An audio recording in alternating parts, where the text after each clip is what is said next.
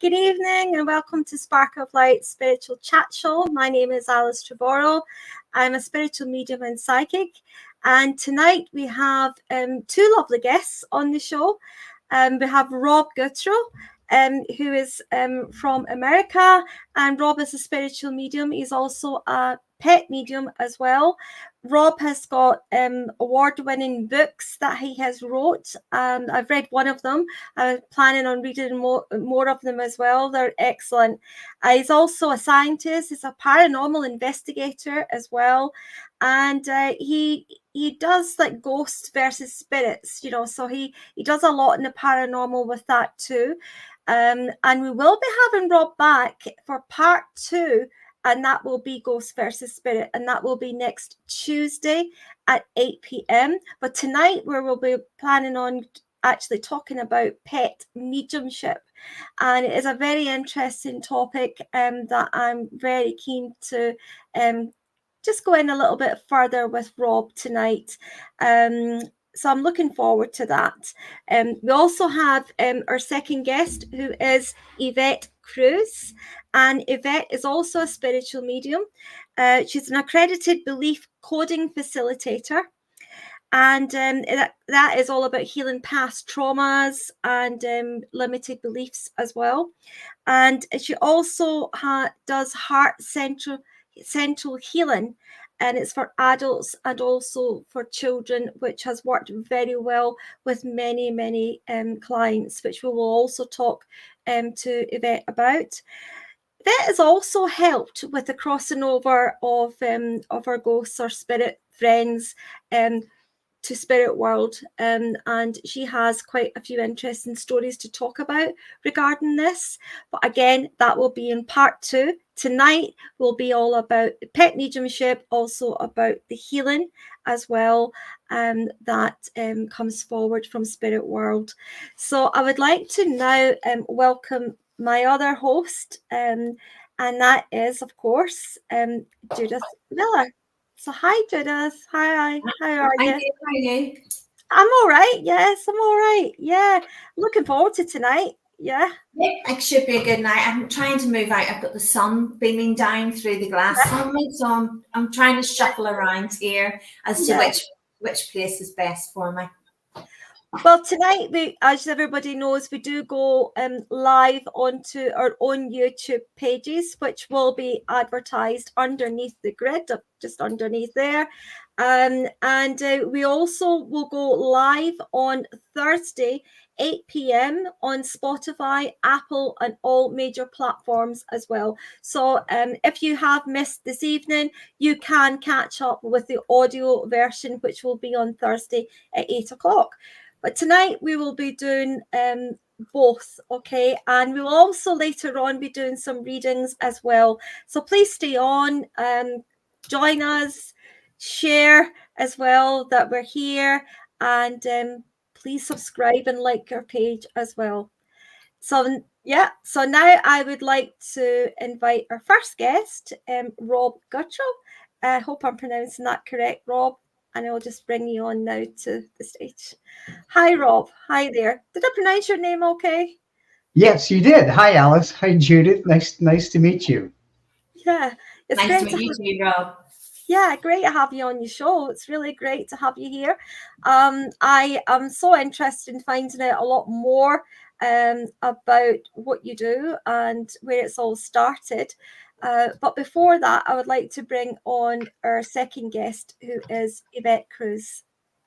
So Yvette, you're okay? All right, Yvette. Hi there. Hi, Yvette. How are you?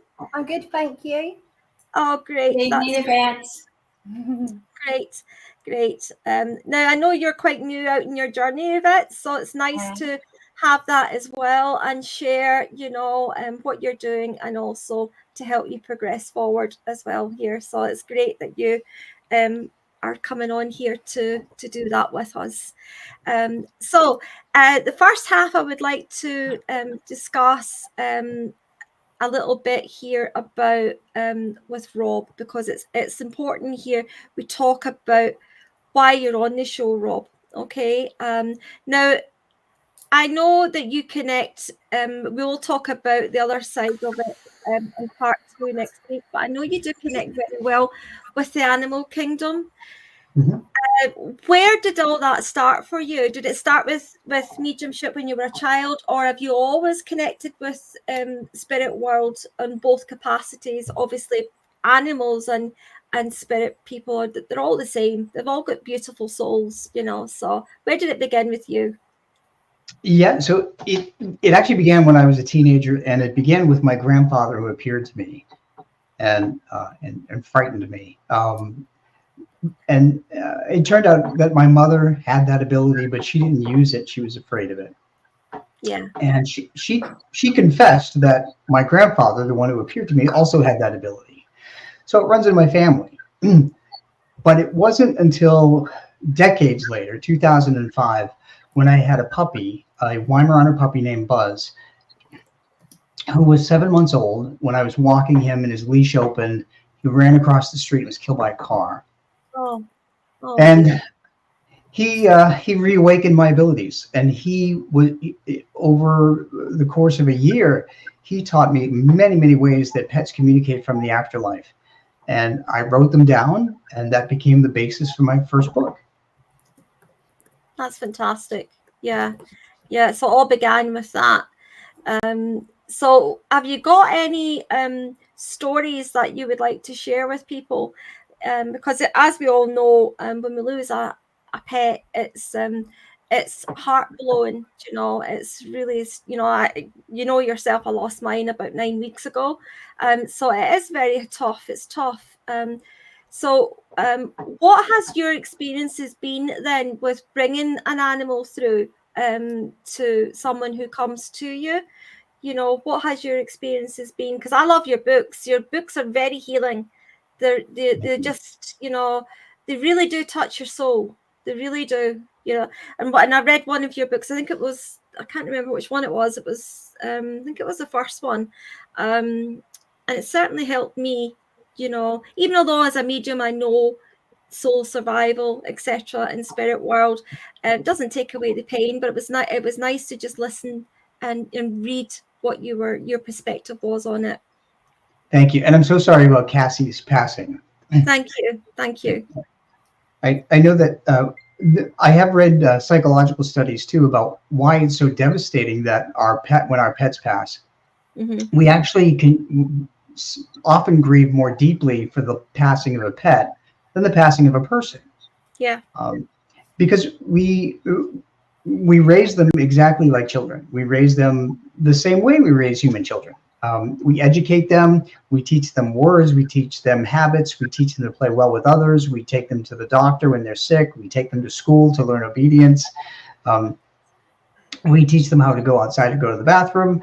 And I always tell people that the only difference between a dog and a cat and a human child is that the dog or cat will never marry someone you don't like and move away. Yeah. That's so true. Yeah, that's so true. So psychologically, it's devastating to us because we look at them as children, and we're not supposed to outlive our children, but although we know that they only live to be, somewhere between 12 and 15 years old. Yeah. So that's why it's so hard, and that's why I wrote the books too. That once my dog Buzz taught me all the different ways that they communicate. And there's more and more every day that I'm finding out. I wanted to share that with people and have them read about that so that they could learn what to look for and they can get healing by themselves. Yeah. So. Yeah. Rob, could I ask, do you just connect with our fur babies? I have a fur baby too, so we're very much animal lovers. Is it just fur babies who have passed? Is it those that you connect with, or do you connect with fur babies that are still on this earth and maybe lost, or do you track and help find lost animals? Oh, that's a really good question, Judith. So I look at someone who can communicate with living animals as an animal communicator. So I consider myself a pet medium, which means I can only communicate with those who passed. People have asked me to help find their lost pets, and I give it my best. I mean, I am actually also a dog rescuer. I work with animal rescue, dog rescues. So I know how lost dogs and cats behave once they leave the home, and I can give them advice that way. But I'm not able to necessarily find them. I know that I have led somebody to find one dog in a haystack somewhere like miles away from their house. I don't know how I did it, but no, I communicate mostly with the pets that passed. Yeah. Okay. Yeah. Just curious. Yeah. Yeah. So when you say you communicate with the pets that pass, do they come through with like a grandfather or a dad, or do they come through with other human beings, or do they just come through themselves? How do they come through to you? Because I know for me, when I get a pet coming through from spirit world, they're never on their own. They're with either their dad, their grandfather, or there's a brother. It's always somebody in the family that they're actually with. Like Cassie's came through, but she's came through with my dad, and that wasn't me doing that. That was someone who brought that in for me. How does it work for you? How does it work with you when you? It works the same, actually. So usually they will tell me who they met when they first crossed over, or when they're about to cross over. Like once their physical body passes, they will describe who's standing there, and it's more often than not, it's another pet. It's another dog or cat first, and then there's a human behind them. Yeah. So that's often how I see them. Yeah.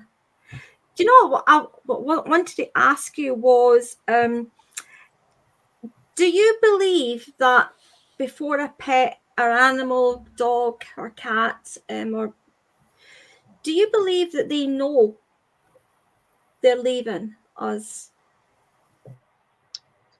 I do, and that's brings up a good topic to discuss here too. Is that I've noticed that when pets start to separate themselves from us, when they start being socially isolating, that's one of their ways of telling us that it's their time to go.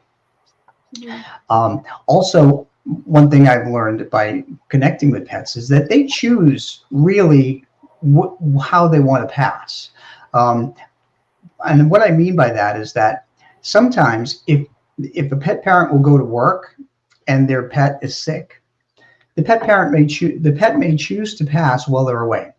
Yeah. And the reason they do that is because they know that the pet parent will be too emotionally distraught to watch them pass in their arms, for instance. And they don't want their pet parents to have that memory imprinted in their minds, so that's all they see over and over again. Instead, they want their pet parent to remember them as healthy and alive and the way that they were. So for any listeners whose pet passed when you weren't there, please understand that they did that on purpose. My mother did the same thing. She waited until everybody got out of her hospital room, and then she passed. So they make the same choices that humans do when it comes to passing. Yeah. Feel free to ask any questions, and yourself too, Yvette, any questions at all to Rob. Okay. And that goes to the audience as well. Can I ask you, Rob, whenever you've connected to a loved one's pet who has passed, and you're having that conversation with them, do they tell you anything about, I'm really interested, it might sound a bit peculiar, but do they ever talk about other lives that they've had? You know, do they ever share about other lifetimes? You know, like ourselves, you know, not everybody believes in it, I understand, but there's great evidence to show that there's something there. So would you ever get that from a pet that's passed? They don't, they haven't discussed past lifetimes, but what they will tell me is that they usually will not come back in this life as another pet. Instead, they will lead us to the next pet they want us to adopt. And I have a couple of fun stories about that. And they will also come back and train the new pet to either do some of the things they used to do, have a habit that they used to do, or teach them how to be a better dog or cat for us. But there have been so many instances where I've learned that the pet in spirit is training the new pet and leading us to a new pet, that some of them are really fun stories. It's funny you should say that, because we've always had dogs, and each dog has seen its life out with us. So going back to 2 fur babies ago, that is now passed, I feel that the fur baby, every single fur baby, I've always said, teaches you something new, always comes to teach you something. And we were moving into an empty nest with our youngest going to university, and we have a cockapoo now, and we always had Rottweilers, and he very much was the child coming back into this house, and the rebel and the toddler years. But I feel that he's been guided by a few of our fur babies, because he's got quite a few traits of them all, when you say it like that. Yeah, oh, absolutely. That makes perfect sense to me. Yeah, and there's me thinking he was just being really, yeah, that makes sense, because yeah, he's got quite a few traits. So he has, yeah, that's pretty amazing. Yeah. So, oh, sorry, go ahead, Rob. I was going to share a story with you about how pets lead us to the next pet they want us to adopt, and sometimes when I do readings, they will tell me whether they want us to adopt a female or a male dog or a cat or a horse or rabbit, or I've done readings for all of them. And some of them are really funny. They will say that I want to be the only female pet in the house, so they need to adopt a male the next time and never adopt another female, because that makes me important. They will always remember me.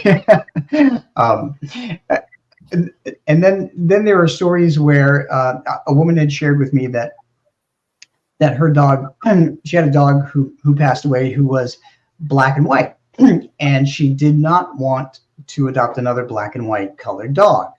She went online and she found a dog that she fell in love with in a rescue. She had put money down on the rescue. She came to get the dog, and the dog was adopted that morning, and by somebody else. So she was devastated.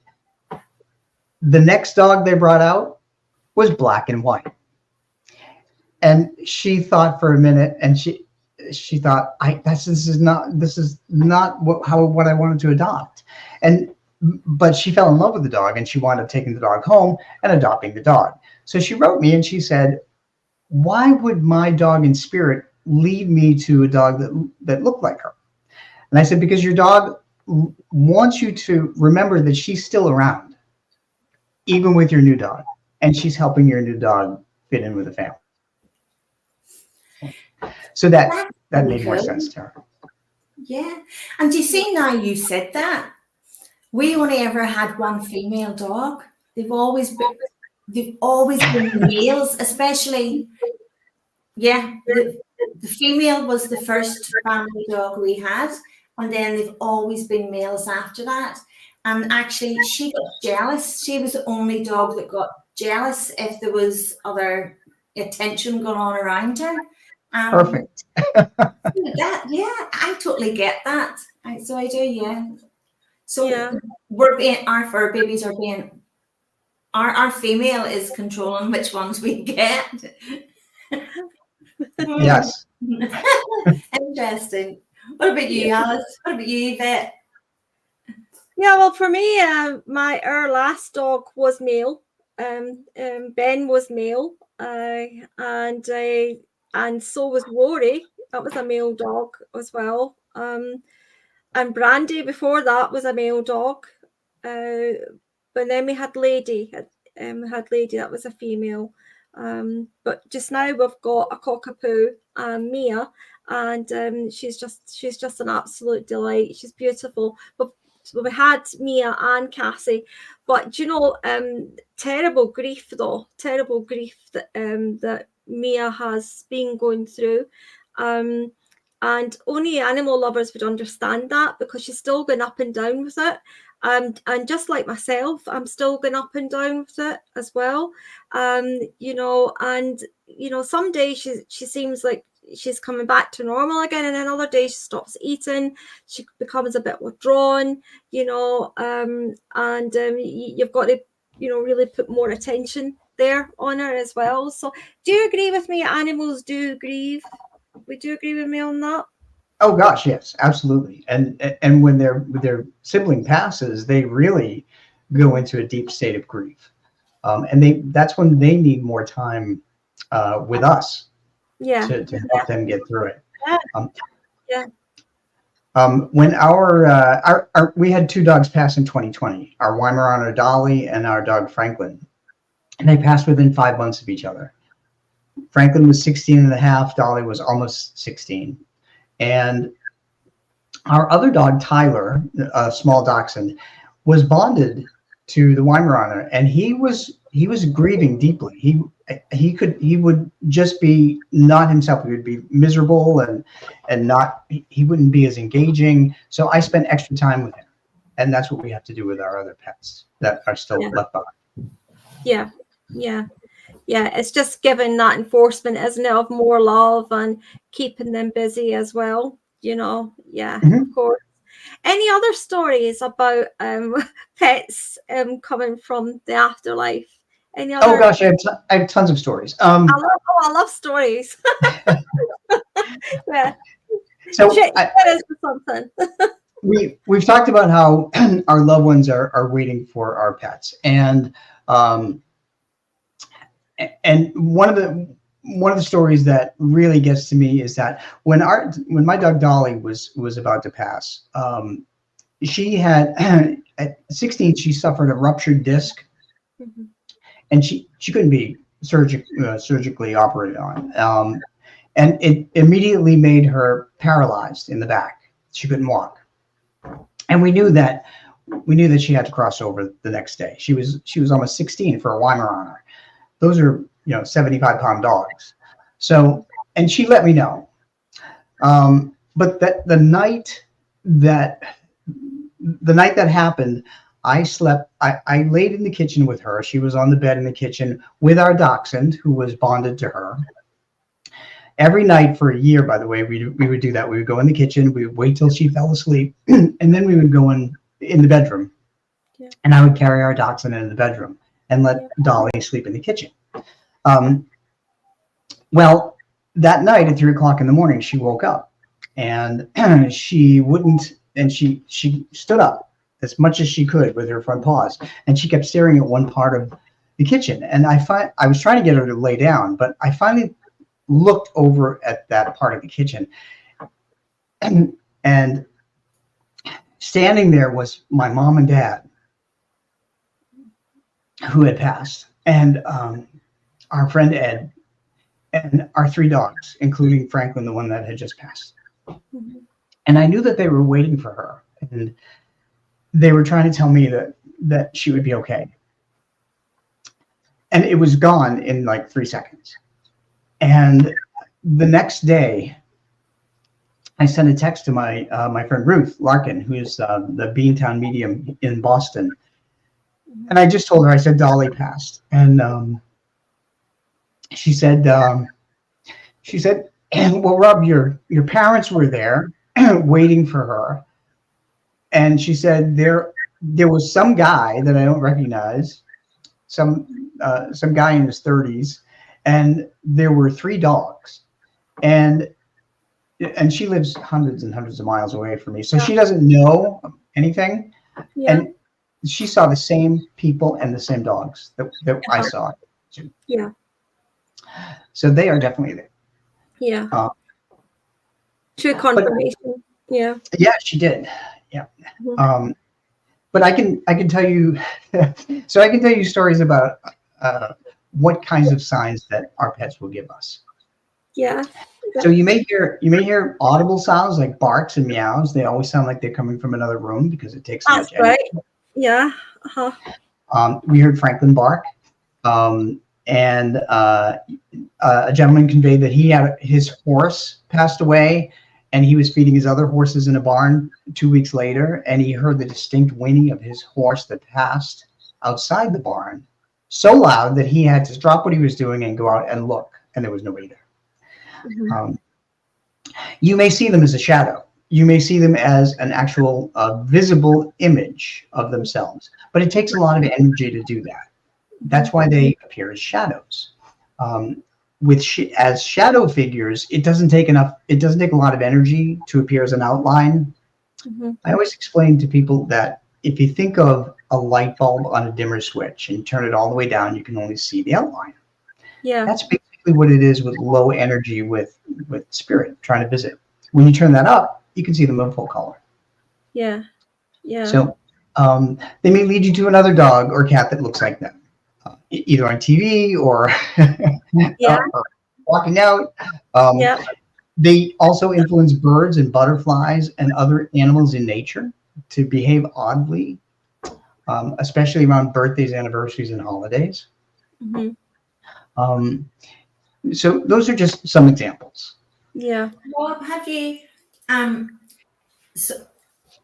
every time we get a new fur baby, I would get a ribbon and I rub it all over them, and I rate, and I always rate, their energy and who they were, and what you said earlier, every dog that we've had so far did not reincarnate from a dog. They were all a person, and they showed me their life, and they told me why they reincarnated in the way they did. Have you ever tried that, like with your living dogs, tried to do psychometry with the ribbon?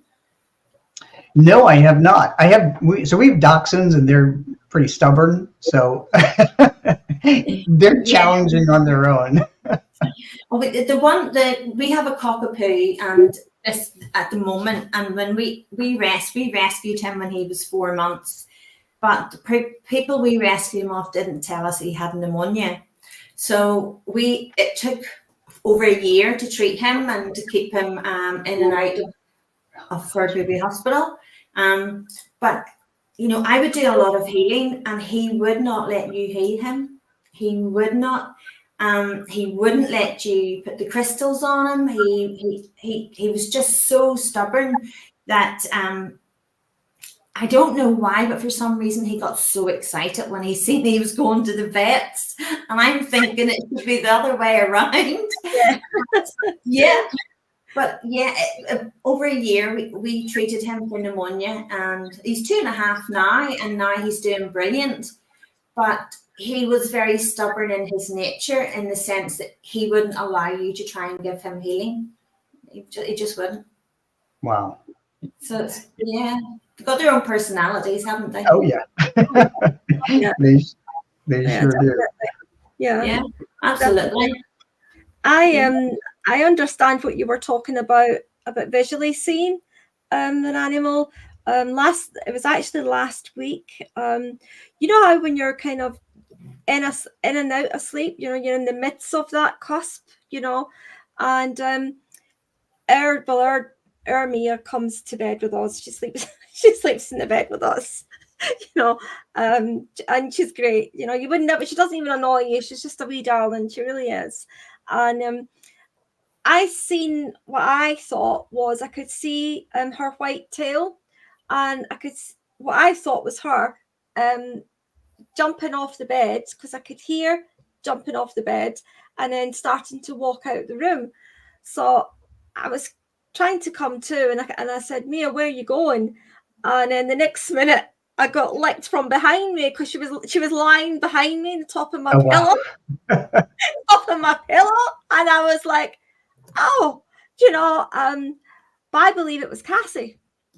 I believe it was Cassie, because Cassie was white and tan, but she had a lot of white in her.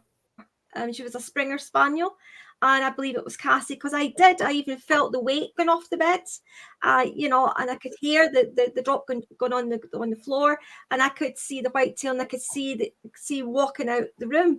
But what a shock I got though when I said, Mia, where are you going? And the next minute she's right behind me giving me a lick, and then I realized that was definitely Cassie. And at night time as well, sometimes, not all the time, but sometimes I hear, because Cassie used to sleep down the stairs. It's just something she liked doing, so she slept down the stairs in her bed, and sometimes I hear as if she's walking about during the night. Not every night, but there's definitely some nights I hear it really quite strongly. But somebody said to me, or maybe she's stuck then. And I was looking, no, she's not stuck. She's just coming to pay us a visit. She's just coming back home now and again. She's not stuck, but so you've experienced that as well then with your own dog? Oh gosh, I've experienced all of that. Yes. Yeah, all of that and more. And one of the other things too is that I always tell people to watch your living pets, because I have learned that living pets have a different physiology in their eyes and their ears and their sight and their hearing. And because of that, they can see and hear earthbound ghosts or spirits who have crossed over. In terms of their eyes, they have different cones and rods in their eyes that make up their eyes. And that allows them to see faster movement. And as a paranormal investigator, we use high-speed cameras to catch quick snapshots of maybe a spirit or a ghost moving. They don't need that. They can see it head on. Also, because dogs and cats can hear at different frequencies that we can't, they can hear spirit. If you think of a dog whistle cannot be heard by a human, but dogs can hear it. In paranormal investigating, we use digital recorders that record higher and lower frequencies, and then we play them back after we ask a question. But dogs and cats don't need that. They can hear them and see them. So watch your dogs and cats, especially around birthdays, anniversaries, and holidays. Anniversaries like anniversary of passing, anniversary of adoption. Yeah. And if they're staring at what appears to be nothing, and it doesn't have to be on floor level, by the way, because spirits don't need a floor to stand on. They can be up here. It's funny you should say that. With our fur baby, with Benjamin, who we have now, he's the most spoiled fur baby we've ever had, like the most spoiled ever. And at Christmas, Santa leaves him presents under the tree, and his stockings left up for Christmas Eve, and they have matching pajamas with our daughter who travels back. So when we as you do, you get the video right, and you're videoing them, and the last 2 years we've been with Benjamin, he's coming running down the stairs, and he stops, and he knows in past that room Santa has been, and he looks with excitement, and all you can see is orbs all around him. Oh my gosh. And when he goes in then and gets his stocking and his presents, and there's just orbs. There's just orbs all around him. And I always said I firmly believed it was all the fur babies coming together. And they're circling around. There's ones who circle around us and family, but then there's other ones that circle around him. It's like you can really see the difference actually. So that's pretty cool when you hear that. I must start paying attention to like the dates. We know his birthday, but the dates we adopted him as such. And the dates of our other dogs' passings. Yeah, that's very interesting. That's something to look out for. I'll be this the whole time now. Yeah, the scent of a dog as well. I mean, their scent is so strong, you know. When we brought Cassie home, her ashes are under one of our tables, and it's in a lovely container. And it was on that night. We brought her home in the afternoon, and it was on that night, and Mia came out of the kitchen and she just walked straight down to where the table was and put her head right underneath the table where the actual container of ashes were, and she was smelling all round about it, and then she kept her head on the glass part of the table, and she just kept her head, never, just kept it there right in front. And we just looked at each other and we were just like, she knows that's Cassie that's in there. She knows. And she just kept her head like that for quite a little while. And then she got up and then she walked out into the hall, and she walked right round where the hall is and hid herself away. And I thought, you know, I'll go and get her, bring her back in again. But then she just went away back out and round the corner again. And I thought, she's wanting just some time on her own. And so she did it, and she's never done it since. But the other night there was a noise that came from that end of the room, and we both heard it, and she just jumped off my lap and she went away over to where the noise came from, and she just kept looking and staring, and she was looking at, definitely seeing something. She didn't bark or anything like that, but she definitely was seeing something, you know, but she wasn't frightened either, you know, and she didn't seem like, you know, that she was wanting to play, or, you know, she just was just standing looking at whatever she was seeing. So yeah, you would agree they definitely do see. So I agree with you on that. You know, they definitely see. I wish I had their eyes. Have you ever had any pets that you've noticed anything with? Who, me? Yes. Sorry. Did you ever? Do you know, I'm just looking, actually. I've got one on my wall, a sign from my pets. I used to have 2 cats. And yeah, they both passed, I think, about a year. There was a year gap. Like you said, my second one, she was grieving for quite a long while, and I think she was just ready to go and join her mama. But I remember that actually it was my pets that were the first things that I heard sort of spiritually, and it was kind of, I was like, oh my goodness, but I knew it was them, so I wasn't as afraid because I know that they love me. And it started off with, I was just sitting in bed one night watching telly, and all of a sudden I heard the running of my cats across my floor, and I was like, oh. And then I heard the ringing of the collar on their bell. Oh wow. And I remember thinking, like a few days later, I was thinking, which one was that? Because I had 2. And it was just really sort of serendipitous, because a couple of days later I had a dream about my friend's pet rat.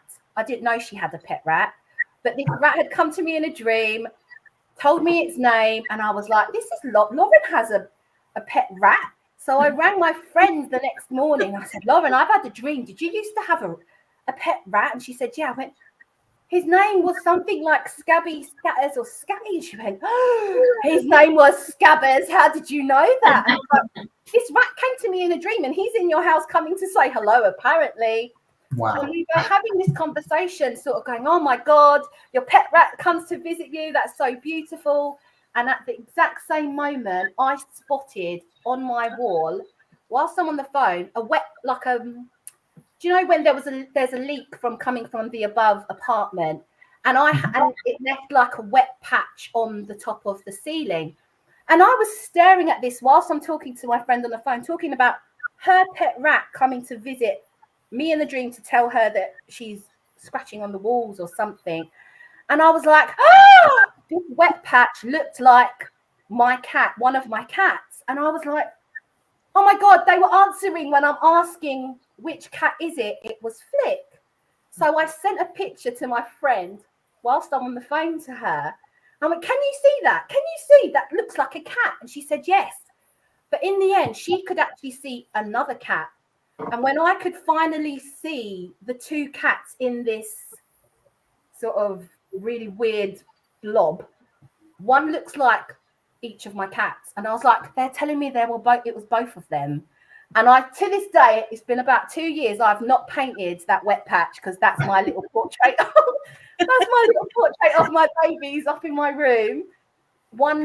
If you look at it from one angle, it looks like one of my cats. And if you look at it from another, it looks like the other. And I was like, oh, and I have never forgotten that since. And I leave that sort of weird looking patch on my wall because I'm like, those are my babies. That's their portrait. Like, so, yeah, it's amazing. Yeah, it is amazing. Rob, can I ask? I'm asking. I'm quite curious because when our loved ones pass, they come back and they're very much, who they were, their personality, their sense of humor, who they were. Our animals are very similar, are they? Similar to us, or our daughter, when we lost, we knew we were losing our fur baby, our dog. Mm-hmm. And our daughter was very young at the time, and we thought she's not going to cope. So her dad, no, it wasn't me. Her dad thought it was a really good idea to get her guinea pigs. And I was like thinking, no, it's not a good idea because I'm scared of them. And her dad honestly thought, no, when we went to buy them, he said, look, you can't buy one if she's at school all the time because we're going to get depressed and lonely. You need to buy two. So not only did we have one that I'm scared of, we ended up with two that I'm scared of.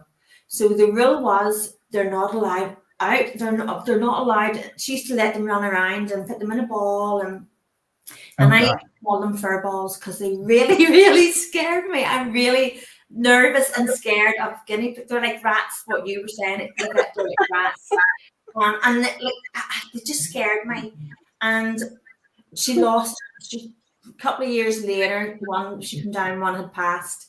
And then the other one was grieving for the one she had passed. And it ended not very well, and like 6 or 7 months later. So we took it to the vet, and it wasn't going to survive. So we thought this is a process we need to let our daughter go through with her own pet because it's showing her grief, it's showing her the process, and she actually dealt with it so much better by helping her go through that and letting her lead that way with her own guinea pig. But honestly, they've come back and haunted me ever since. Everywhere I look, it's the two of them together. And I actually keep saying to my daughter, I honestly think they're doing that for badness because they knew I was scared of them in life. So it's a gimmick and a laugh with us.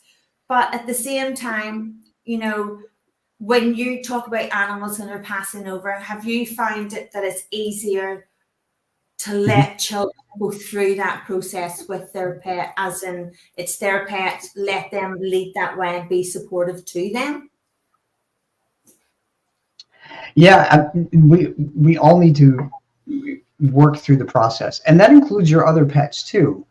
When we had to help our dog Dolly pass, we called a mobile veterinarian to come in, and we let her pass in the backyard, surrounded by our other dogs, so that they could acknowledge her and go over to her before and afterward.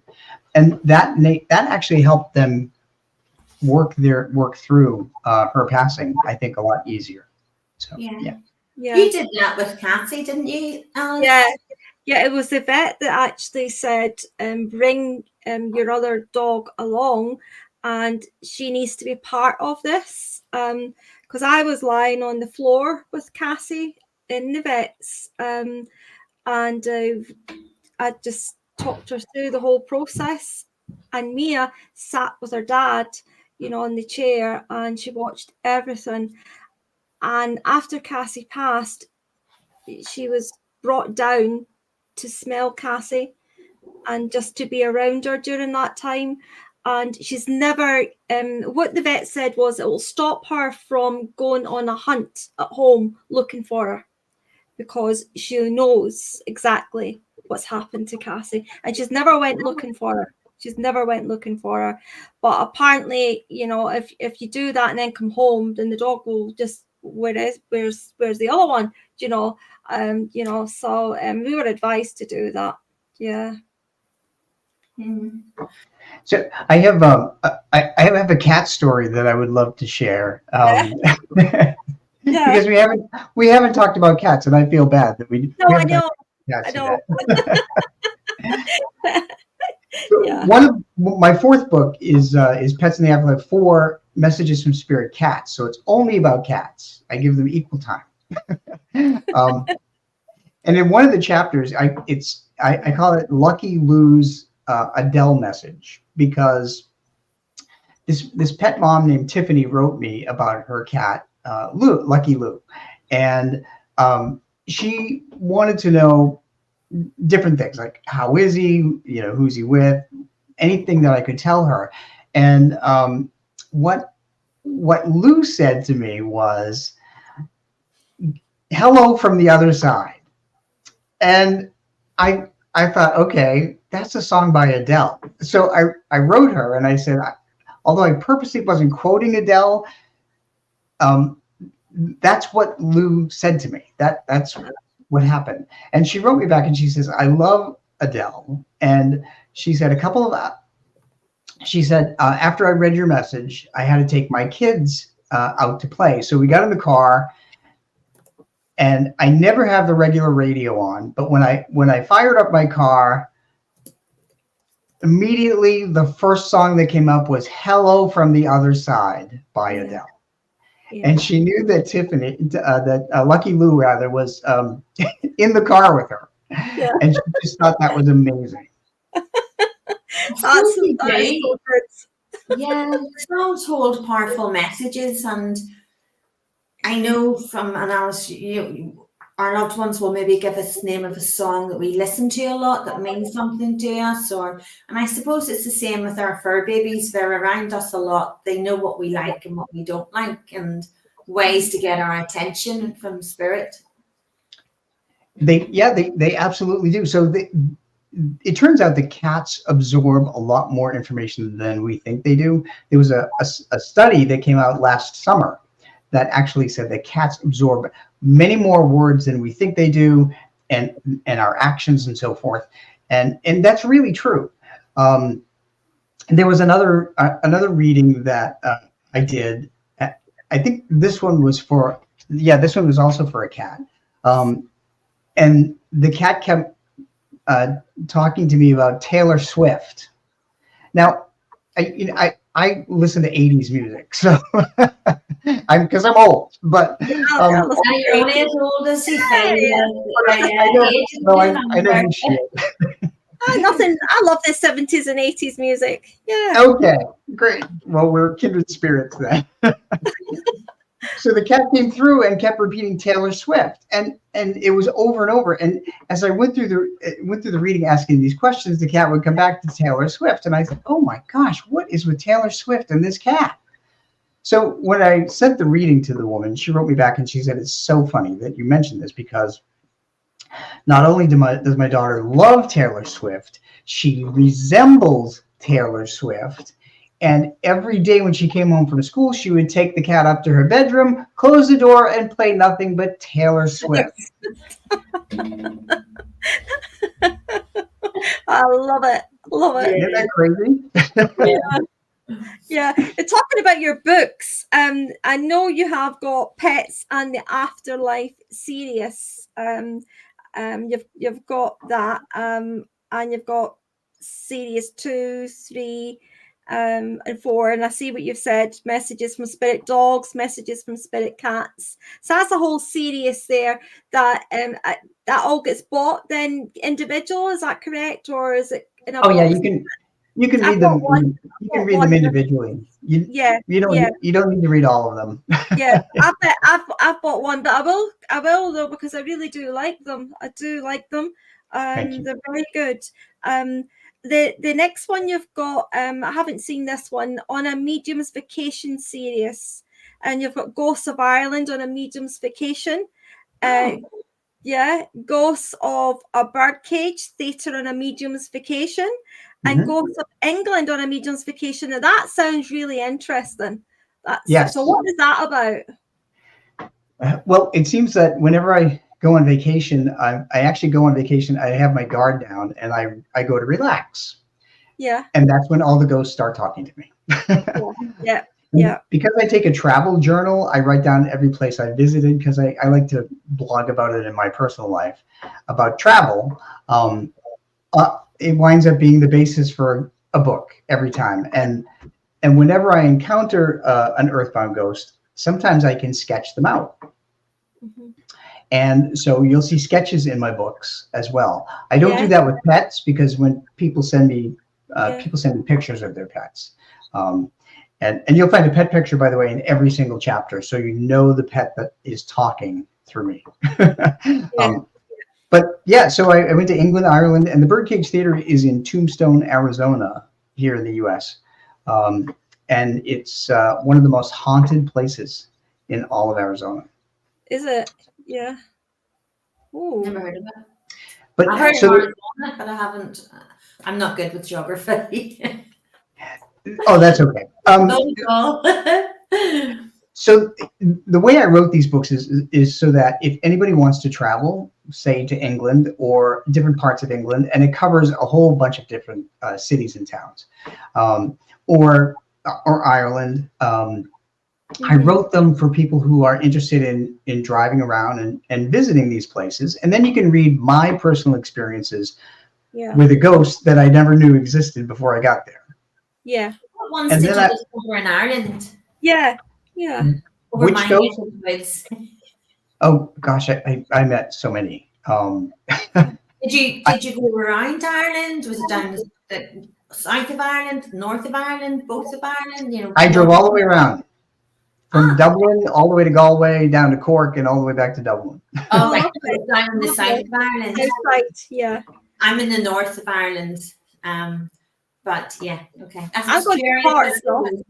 Yeah, I'm going to Cork next. Are you? Yeah. Yeah, I'm going to Cork next year. I'm going to Ireland in September as well. So I was just whereabouts you were in Ireland. Have you ever been to Downpatrick? Downpatrick is after St. Patrick, and it's supposed to be really good. Well, very spiritual place too. Lovely. Ireland in itself is very spiritual. Oh yeah, it's lovely. Ireland's beautiful. Yeah. What's interesting is that getting back to pets, sometimes they will appear to me when I'm on vacation. And my dog Sprite, who passed at 16 and a half years old, he was a dachshund mix. When he passed, the day after he passed, he sent a yellow and black butterfly into our backyard. And we knew it was a sign from him because that butterfly lingered around our other dogs outside, close to the ground, for about 15 or 20 minutes, and they didn't go after it. And if you have a dachshund, you know they will chase rabbits and squirrels and birds and butterflies. They didn't do anything. But so it flew the same way that Sprite would walk. So that became his sign. When we were in Ireland and visiting, for some reason, and I know why now, Sprite came to my mind. We were on the Dingle Peninsula, which is on the Atlantic Ocean, and we were in the town of Dingle, and I was talking about Sprite. I said, I was just thinking about Sprite, and so we walked into the next store. It was called the Dolphin Store, and as soon as we opened the door, there was a display of yellow and black butterflies. right in the front of the store. And I knew that Sprite had let me know that he was on the trip with us, and he led us right to those butterflies so that it would confirm it. So spirits will visit us on vacation. Yeah. So it's pretty cool. So moving on a little bit, you've on your other series, you've got Ghost Spirit series, and that's Case Files of Inspired Ghost Tracking, Kindred Spirits, How a Medium Befriended a Spirit, and Ghosts and Spirits Explained, Similarities and Differences, and Lessons Learned from Talking to the Dead. Now, is this a whole stream of books, or is it the one? That's a whole stream. That's 4 separate books in that Ghost and Spirits series. That sounds interesting. Yeah. So the case files are actual files, are investigations that I went on with a paranormal group. The lessons learned from talking to the dead, I wrote like a paranormal question and answer book based on all the things that I've learned, and I confirm those things with stories and encounters. The Kindred Spirits book is about a man that I never knew in life that befriended me from the other side. He's actually my husband's late partner that I never met. And I have learned so much about both of them from him. It's like living with two other people.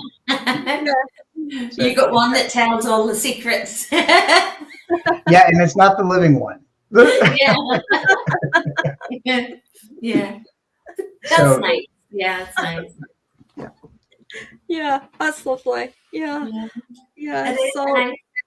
So all your books are based on a person that you got to know who has passed over. You might not have known them in the living, but you've got to know them in the spirit world and wrote about their story. Is that correct?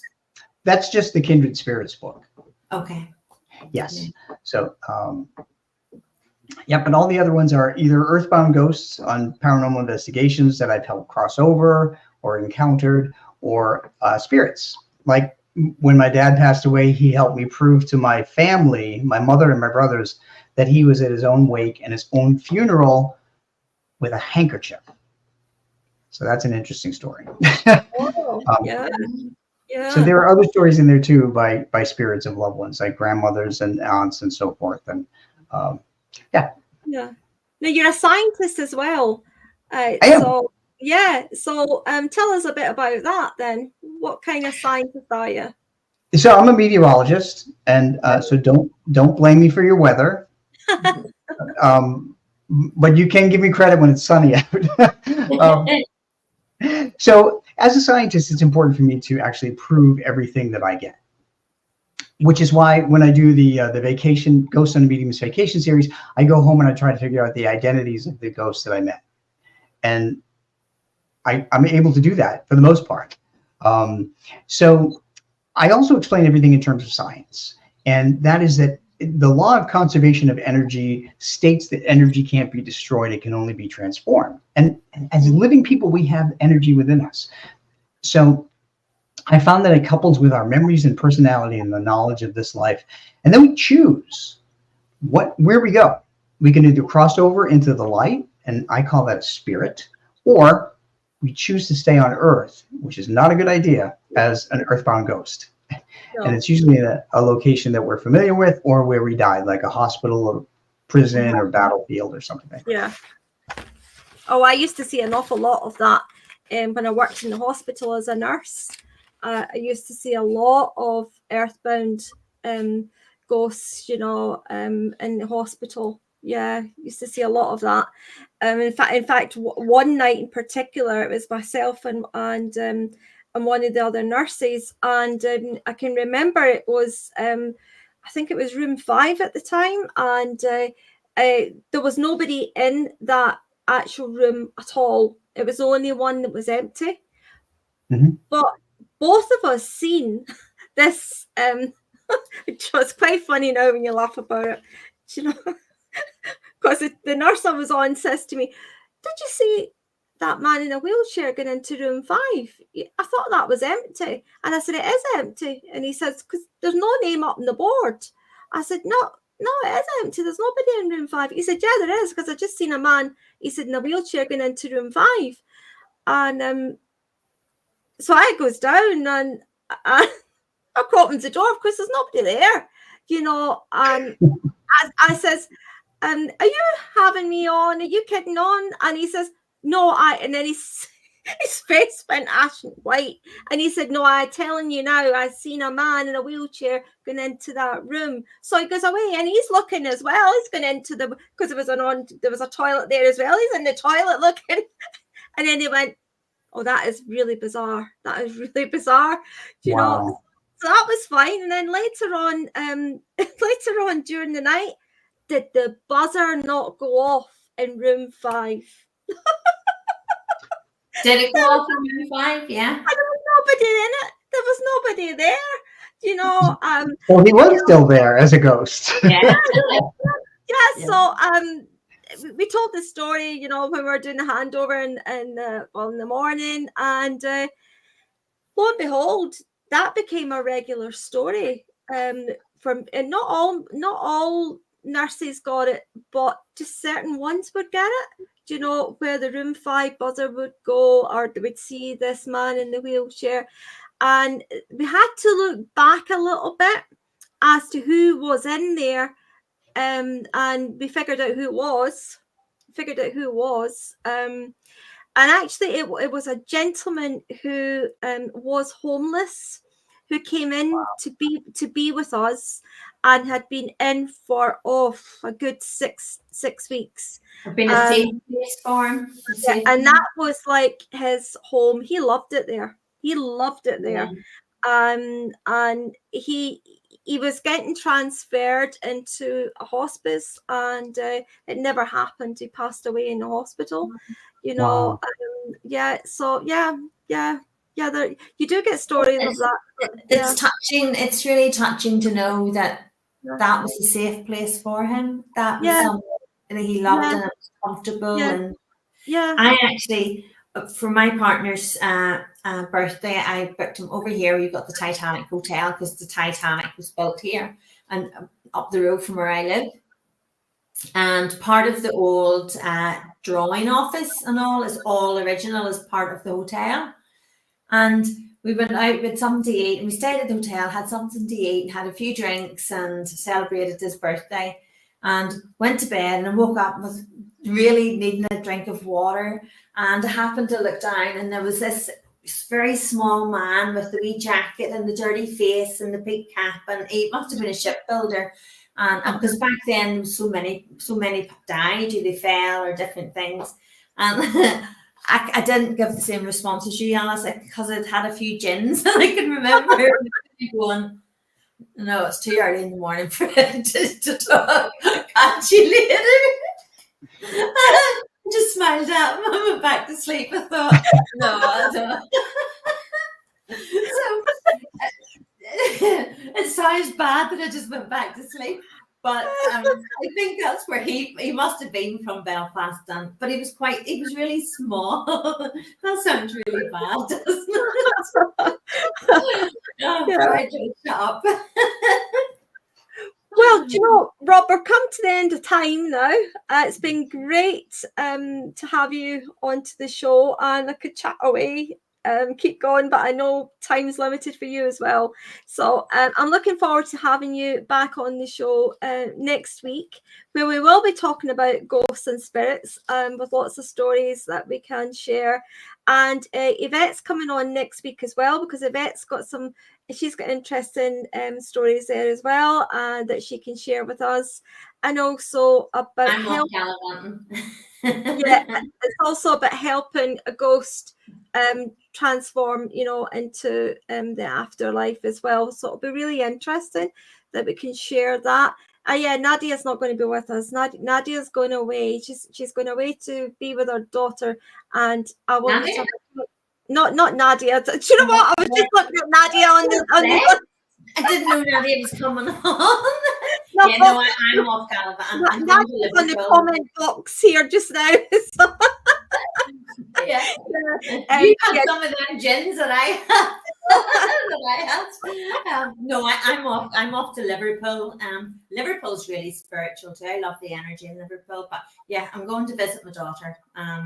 Lovely. And help her pack. Nadia, you know things I don't know. Yeah, that's right. I know, just put that on. Nadia, I'd seen your name come up, and see, darling, she's a good friend of mine. You're in my heart and soul, Nadia. So it was lovely for me to meet you this week because I won't be there next week. I'm sure it'll be a lovely show, though. It'll be a lovely show. Yeah. Well, thank you. It's been a pleasure. I really appreciate it. This has been a great conversation, and you're all wonderful. I look forward to joining you again next week. Yeah. You're getting lots of comments as well coming in, so that's really nice. Yeah, I'm looking forward to having you on next week as well. So thank you so much for coming on, and I'll see you next week, and I'll be in touch as well. Okay.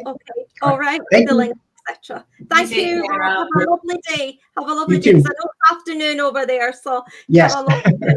Thank you. Bye-bye. Bye-bye.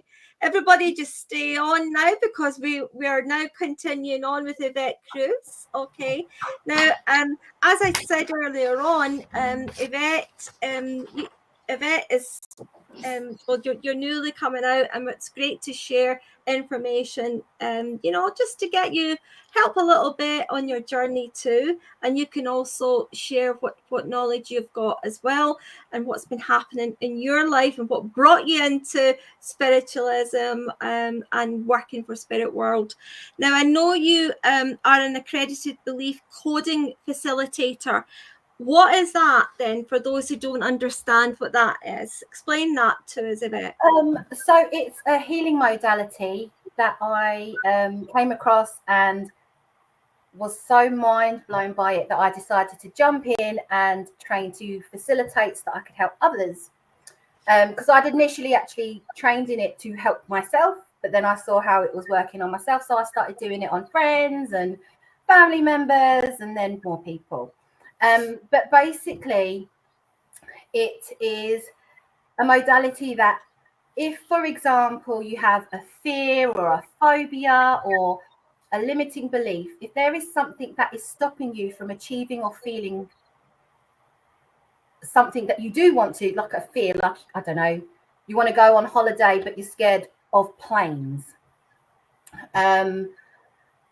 We can find the root cause of what triggers that fear to take place, that stops you from stepping into doing what it is that you want to do.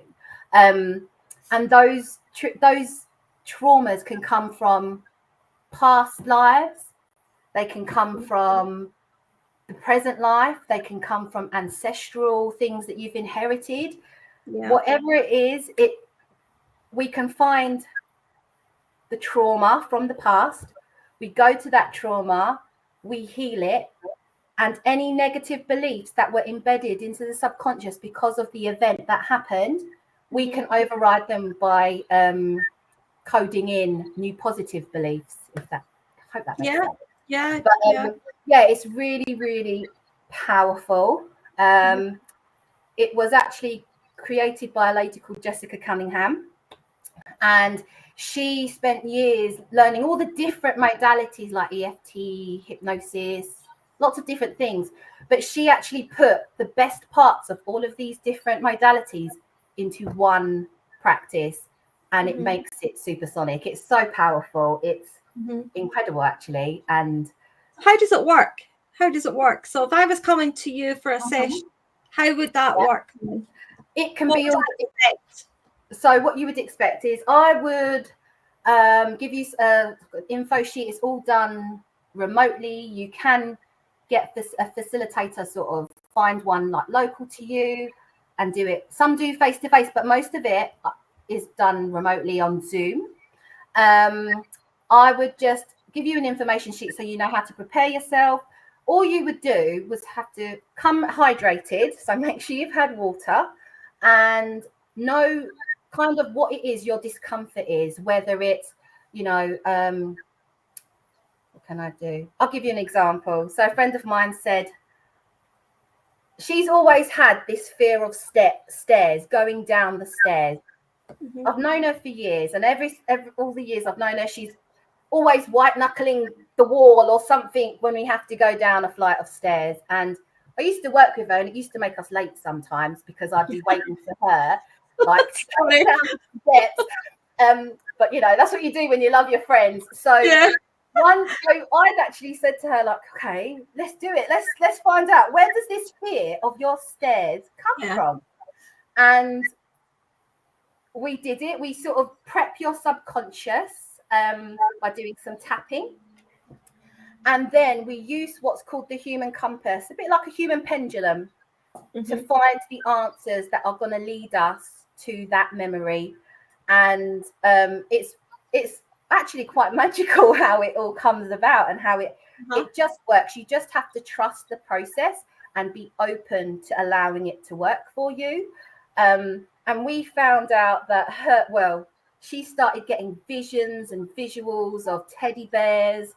And when we find out what the cause was, and it was something like conflict or terror or guilt or regret, anything like that, we'd find out what is the emotion that is being triggered.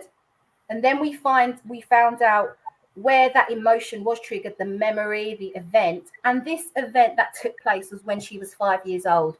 And when we did this session on her, I think she's like 60s, in her early 60s. So she didn't remember consciously this memory of there being concrete steps where her sister had fallen down. She'd witnessed her sister falling down these stairs, and also witnessed the adults panic.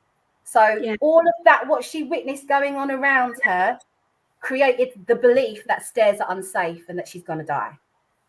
So anytime she saw stairs from that moment, from the age of 5 up until 60 odd, when we did this session, that's what caused her trigger with the stairs, with the fear of the stairs. We found it, we healed the memory, we worked with the subconscious to heal that memory, and then we embedded positive beliefs like, I love flying, I love, going down the stairs. I find it so easy to flow down the stairs. Like when I see stairs, I get excited and flow down them. She actually created them herself. So it's all about wording that you would use, that you resonate with. And the next day I messaged her and I said, oh, how are you? And she's like, yeah, I'm okay. And I said, how did you do? Because she actually lives in a block of flats where she has to go up a flight of concrete stairs, funnily enough. And I said, oh, do you notice that, how do you feel? Like, we always plan sort of a test of how can you test that this worked for you afterwards. And within I think it was like a couple of days, she sent me a video of her at a train station. She had her flip-flops on. She was like, wee, like recording herself running down these concrete stairs at the station. And I was like, oh my goodness. And it was one of the very first sessions that I'd actually done for somebody else other than myself. So it's just incredible where the traumas come from. And some of them can come from that you've inherited from your parents, that you've that have been absorbed from them, even from inside the womb, when you've been in your mother's womb. Your mother could have experienced something, and that can also, it's incredible. It's so my sister's petrified of lifts.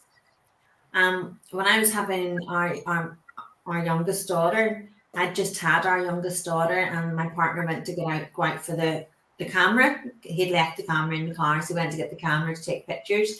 And I'd says to her, you need to take me down to get me some air. But she didn't put 2 and 2 together, and I had to go down in the chair. And we got to the corridor, and she was like, how are you getting down? And I went, you'll have to take me in the lift. And she was like, no, I'm not getting in the. And she's really scared of the lifts. So I don't know whether she would get claustrophobic. So I don't know whether it's the claustrophobic bringing in their lift, or if there's that's very interesting. I'm going to say to her she should be checking this out. It is why she's scared of a lift. I mean, for me, I love to do the ones where someone has a fear or a phobia, because when you can see them doing what the one thing that they could never do or shake off, it blows my mind. But it actually works with I did a session on myself. I had lockjaw. I've always suffered with lockjaw, but ever since I did it on myself, I haven't had lockjaw. Like I think they call it, I can't remember what the actual name is, but yeah, lockjaw. What else? God, it works on so many things. I've actually done it when I've gone through like anxiety when I used to work in corporate. I used it on myself to do that. I've done, yeah, it's quite. So you're using it to help heal physical issues in your health. If it's to heal, you're able to heal the lockjaw, the anxiety. Say somebody has a lot of stomach problems, but they don't realize that it's actually the fear of moving forward, or so spiritually, if we can heal in the spiritual, we always work in the physical. So although you're healing in the physical, you're helping in the mindset and the spiritual, it has that physical impact. Yeah, it works. It works on so many. Honestly, it works on. What's the other one? I don't know how to pronounce it, so you'll have to excuse. It's called fibromyalgia. Fibromyalgia. Yeah, there's a lot of people that it's worked wonders on with that.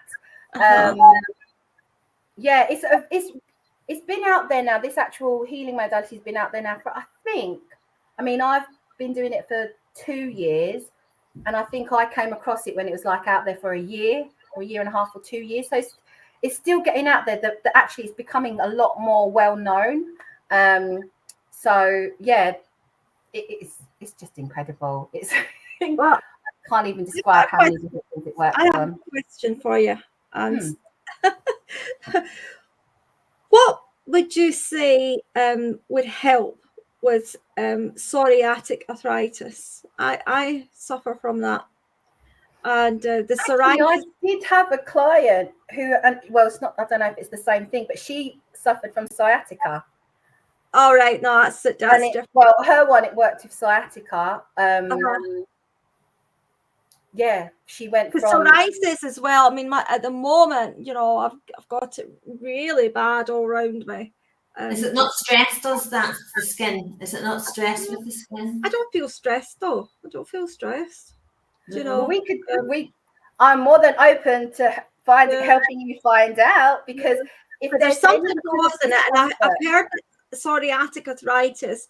Well, psoriasis affects your skin. Psoriatic arthritis affects your joints and internally as well. Yeah. So it's not just your skin. But I have heard stories about where it stems from, something deep rooted, or it can stem from a past life as well. Because a lot of people who have this, they're on treatment for it, but the treatment doesn't take it away. It just helps. It does. Yeah. It's like putting a plaster over something, isn't it? Really? Exactly. Yeah, not getting into the core of it. Yeah. I just wanted to came across that. Yeah. I haven't, but I'm sure you're up for the challenge. I am up for the challenge, and I will actually go into the community and find out, has anyone done this? Like, I have as well.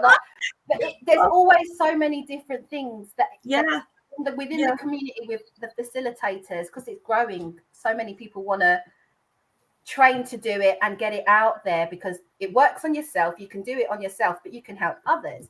So slowly, they're building a massive portfolio of all of the different things that is actually possible to work with. I know there was someone with a heart condition that I'd heard that something had worked with a heart condition where you didn't have to take medication anymore.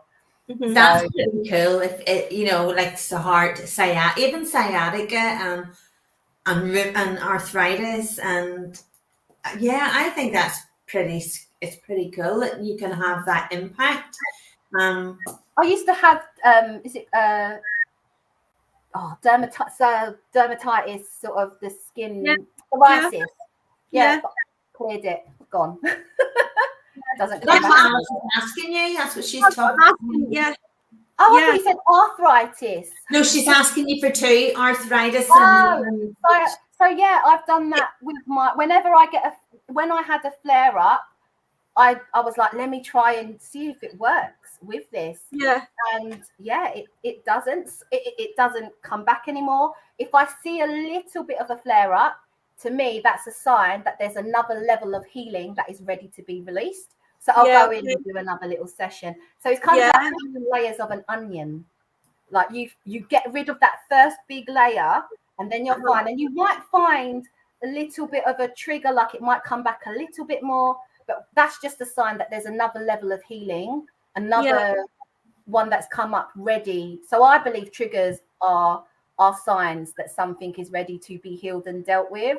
So whether that's through a modality or meditation or something, I find I try to take triggers as a way of, as a positive, really. Most people would take it as a negative, but I think a trigger is a good thing because it's another thing that I can work on to heal and it's release. A healing thing, isn't it? What I've got is, it's called psoriatic arthritis. So it is psoriasis, but it's also arthritis. So they call it PSA. It's psoriatic arthritis. It is the one word, so, and they call it PSA. It attacks your internal organs as well, but it's definitely got something to do with a healing process. Here's somebody else asking as well. Hardeep is asking here. Welcome, Hardeep.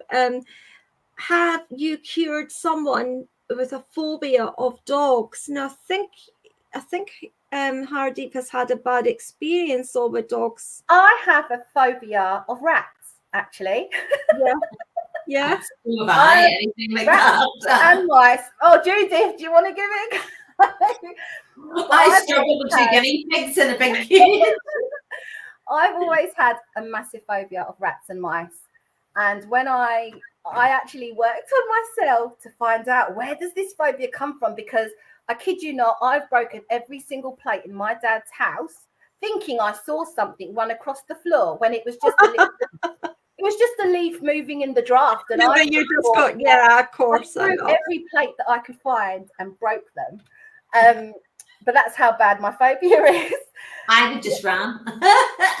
Remember, I had cats, so they'd bring little presents of field mice as presents for me, and I'd be like, oh my God, I need to wait for, I'd call my dad, say, Dad, one of my cats, that's how bad it was. I'd have to get someone in to get rid of the mouse, or even if it was like not moving anymore, I would be frozen.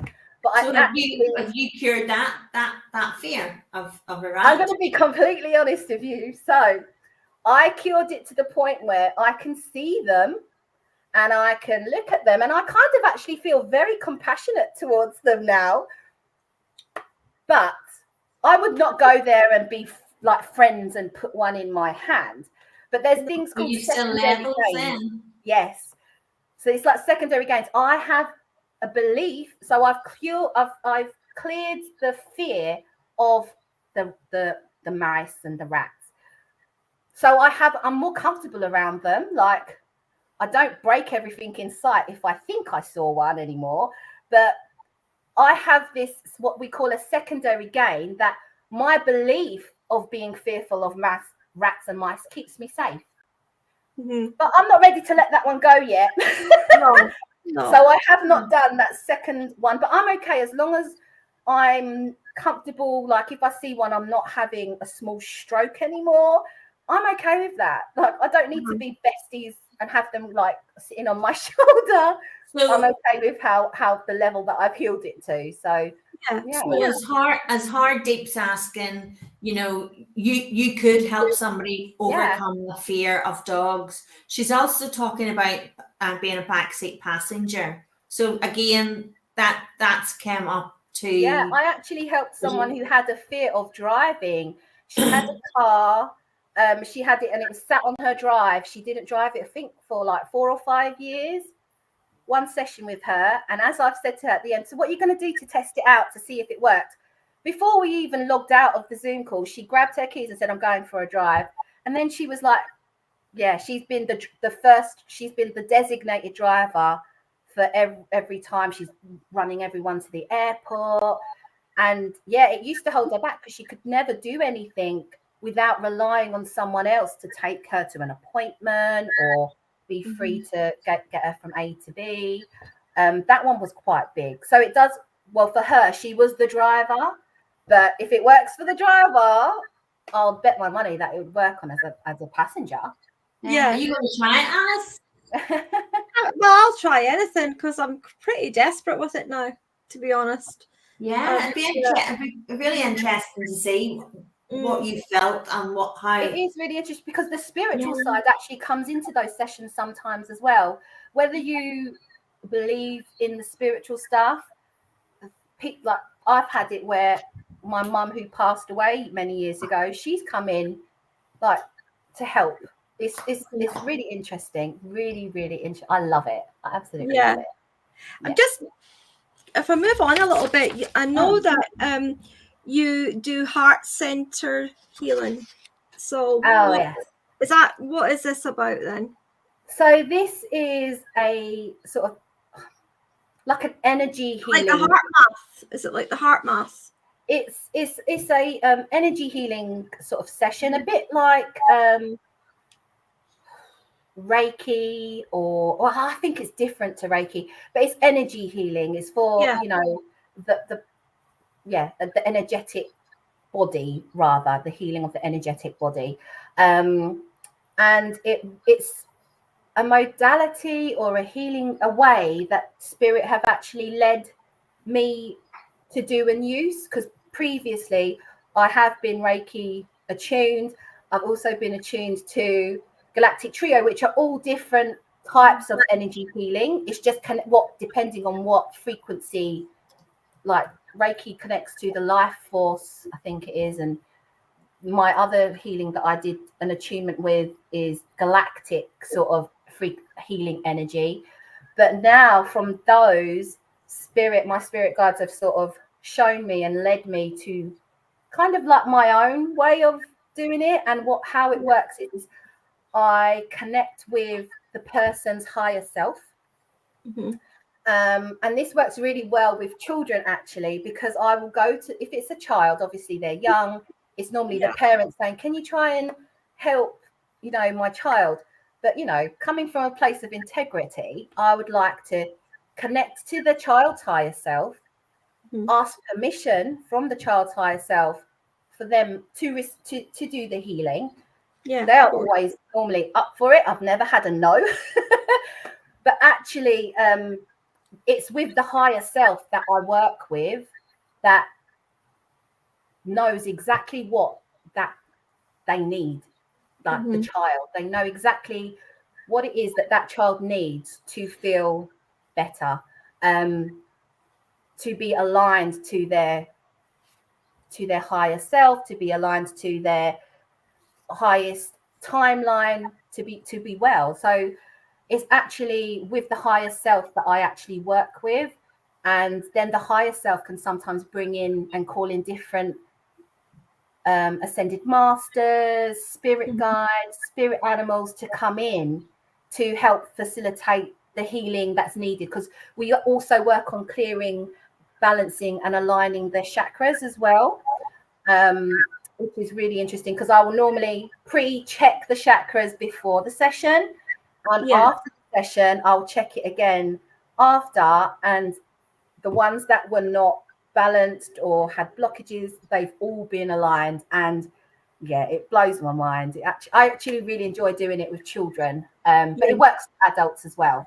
I think that would be really good with children, because you're really, you're catching it at the early stages, aren't you?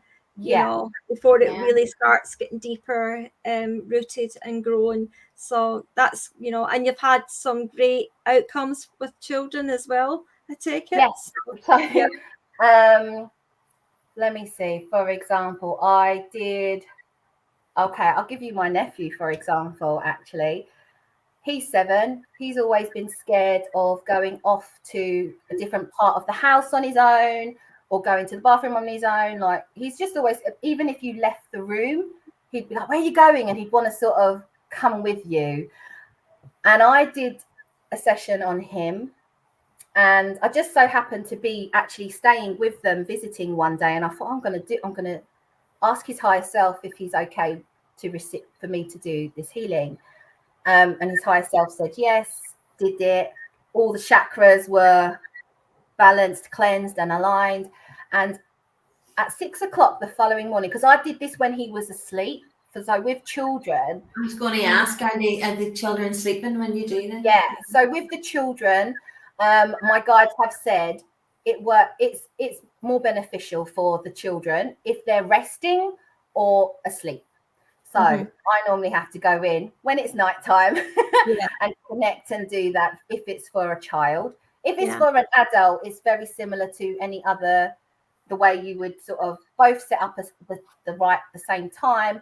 I would be here doing what I do, and then my client would be like in a nice relaxed state, sitting or resting or just lying down. But with children particularly, it's best for them to be asleep when I'm doing it. So the next morning after he'd woken up really early that morning, and normally I think it was 6 o'clock, and he would normally drag someone out of bed and say, come with me to the bathroom. He got out of bed and went to the bathroom on his own. And even I was like, oh my goodness, like what's going on? So it's just little things like that I'd noticed. And even the next day he was at home, and I sort of went into the room, and I was sort of just actually went to go and give him a little cuddle. And do you know what he told me? He said, I think I'm all right. I prefer to be on my own. Okay.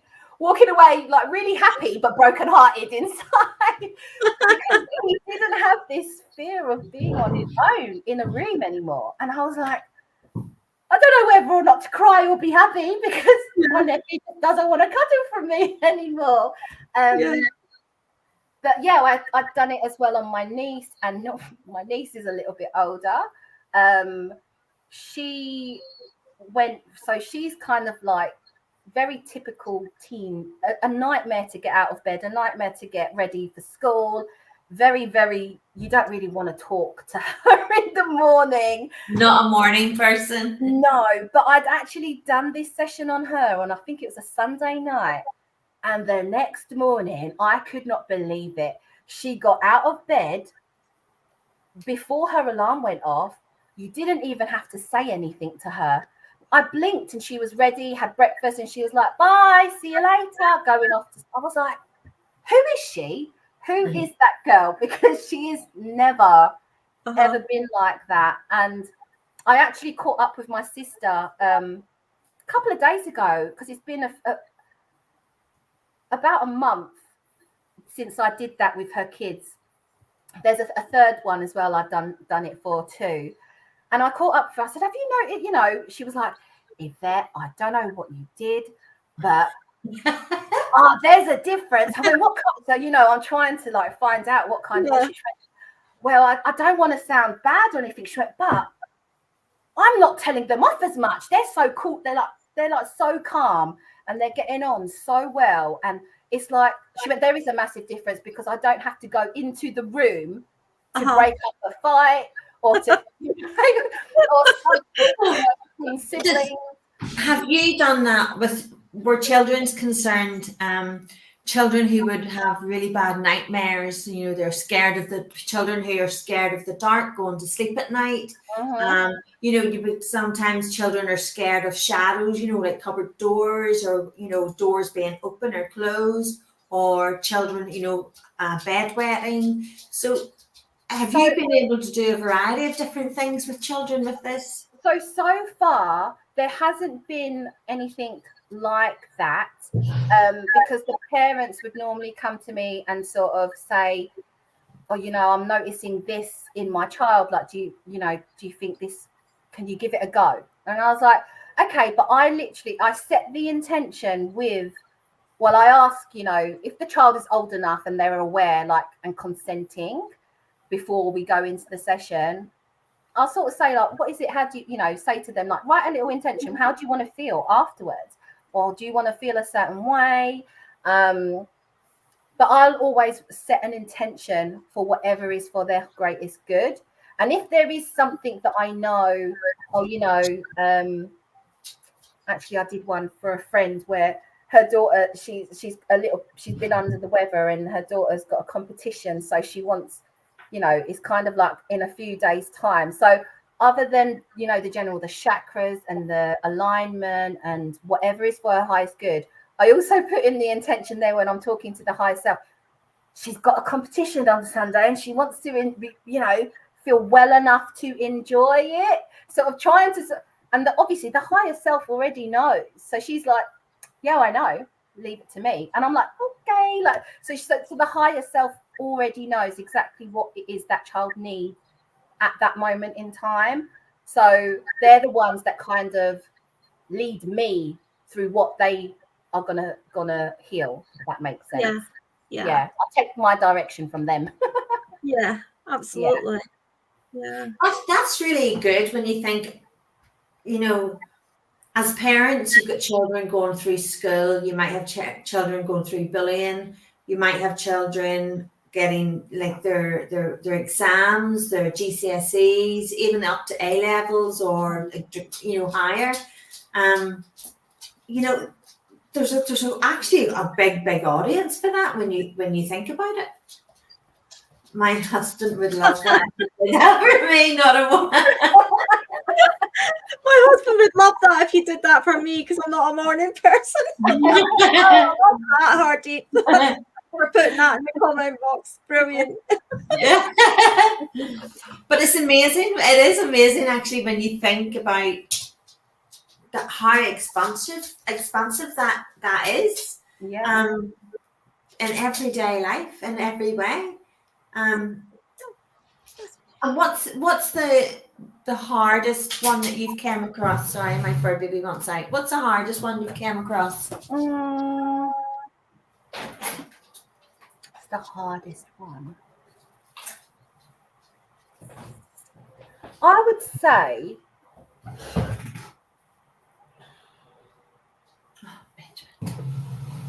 I don't think any of them have been sort of the hardest. The most sensitive one, I would say, and I don't actually know what the result is, but I'm feeling quite positive about it because I had messages from Spirit giving me a couple of inklings to pass over to the client.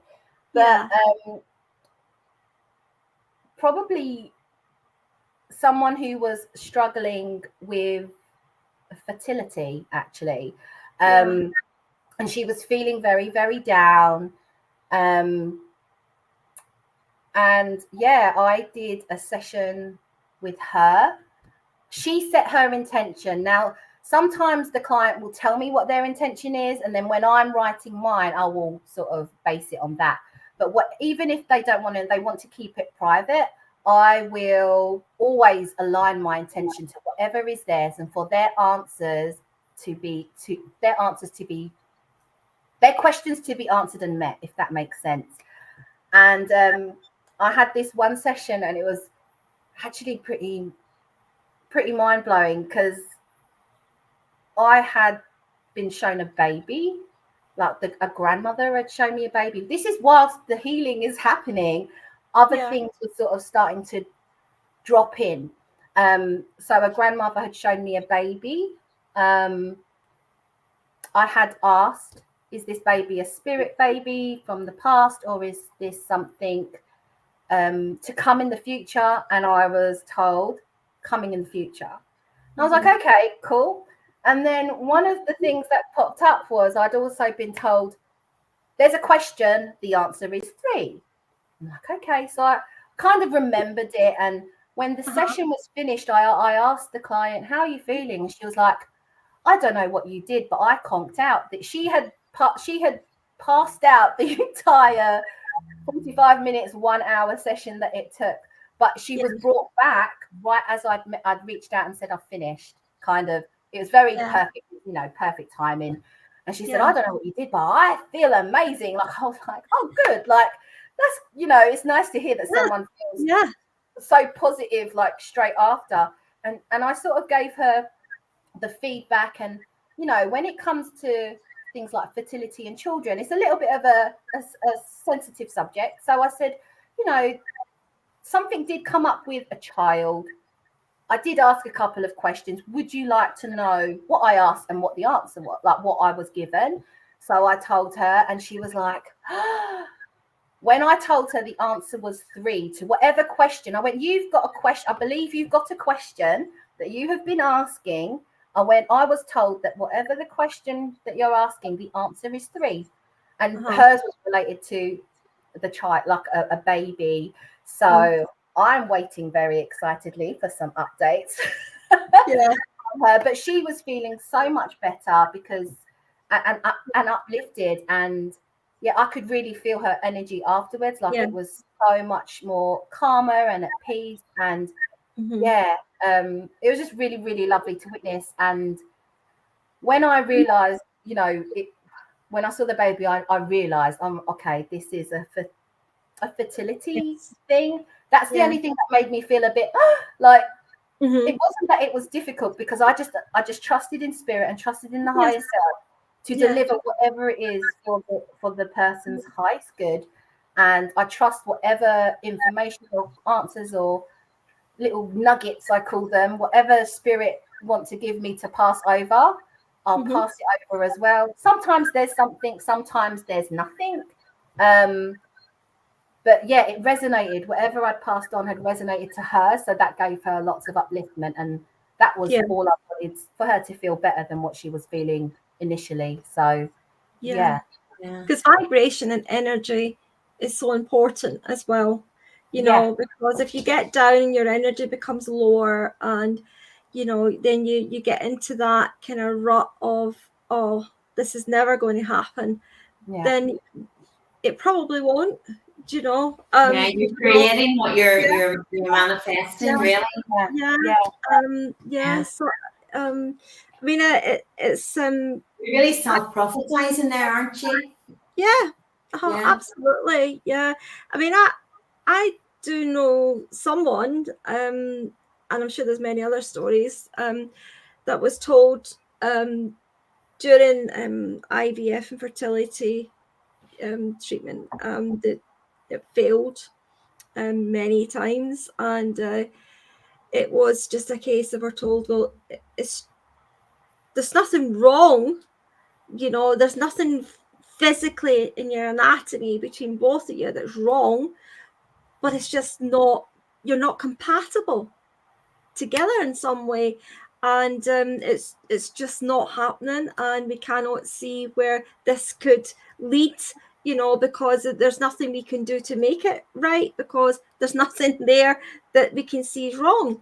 And they went through that, and lo and behold, when they accepted that, okay, this is just not going to happen, we're not going to have a family, and we're going to just relax into our life and enjoy our life. And when they went on that route, they went on holiday, and it was like a year later, and they went on holiday, not thinking about anything else. They'd already know in their head that they knew that's where they were going, and that was it.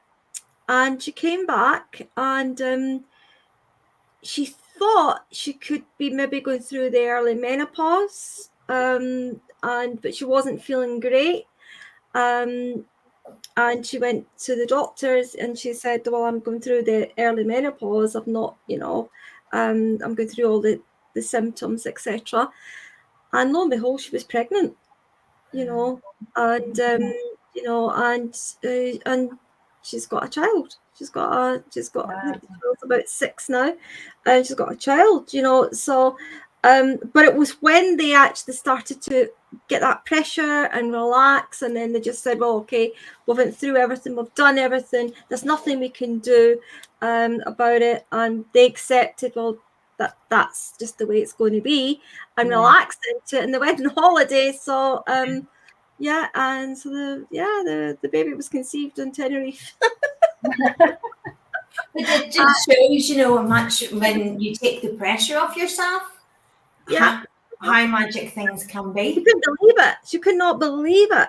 You know, she was shocked, Judith, shocked to the core she was, but so happy, you know, but could not believe it, because eventually, after all that time of fighting and carrying on and fighting and carrying on, they just accepted, okay, well, we've done all we can, you know, and then You know, I have a relative, and they never had children, and I would say a good 20 years of their marriage, and then they went separate ways, and they both met new partners, and my fam and they fostered because they found the love, they were giving it to, you know, to children who didn't have that love. And it's so strange, because once they started giving the love to the children who desperately needed it, they were raising these children as their own. They then had 3 children of their own. And as you say, I think you have to be happy in yourself. And you have to really take that pressure, and your situation has to be right too. You know, we might think it's right, but it's maybe not right. But they fostered and give a lot of love to a lot of children, and a lot of hope to children who didn't have it. And then they had 3 children of their own. Yeah, I think an awful lot. You know, the mind is powerful. I actually shared a post today saying the mind is a powerful tool. Use it wisely. Yeah, it's so powerful. I don't think people realize how powerful the mind is, you know, and yet we only use a small fraction of it. Yeah, absolutely. You know, when you can see, when you think, even like what Yvette's doing with just the healing, and it's, you know, you're doing your mediumship in your way, with your healing. But when you think of the differences and the changes that's making, if you would put that all into like a full big kind of, like, think of schools, think of nurseries, think, you know, we've always said, haven't we, Alice? We reckon it should be, you know, it should be talked about in schools, your spiritual side, and really could be. I definitely, and as Alice pointed out earlier, you're getting it early on.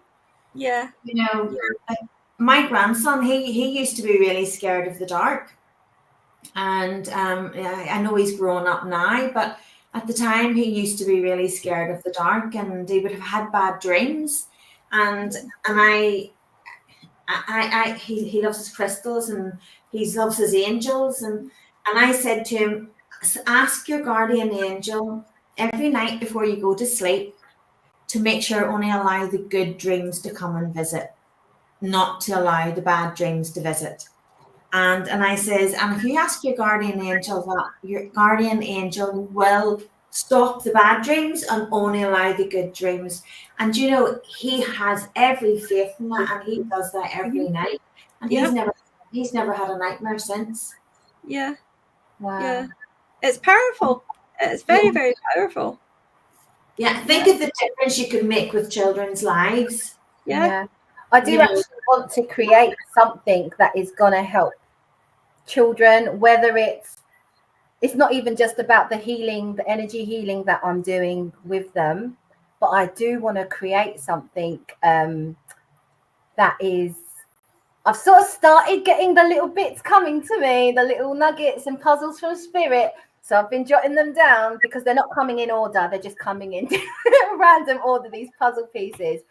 But I am going to create something that is going to, my vision is that when it comes to children, we can catch it before they have to grow up with all of these traumas and stuff and limiting beliefs that we pick up as we're growing older. And then when we're older, then we have to do all the deep inner child healing.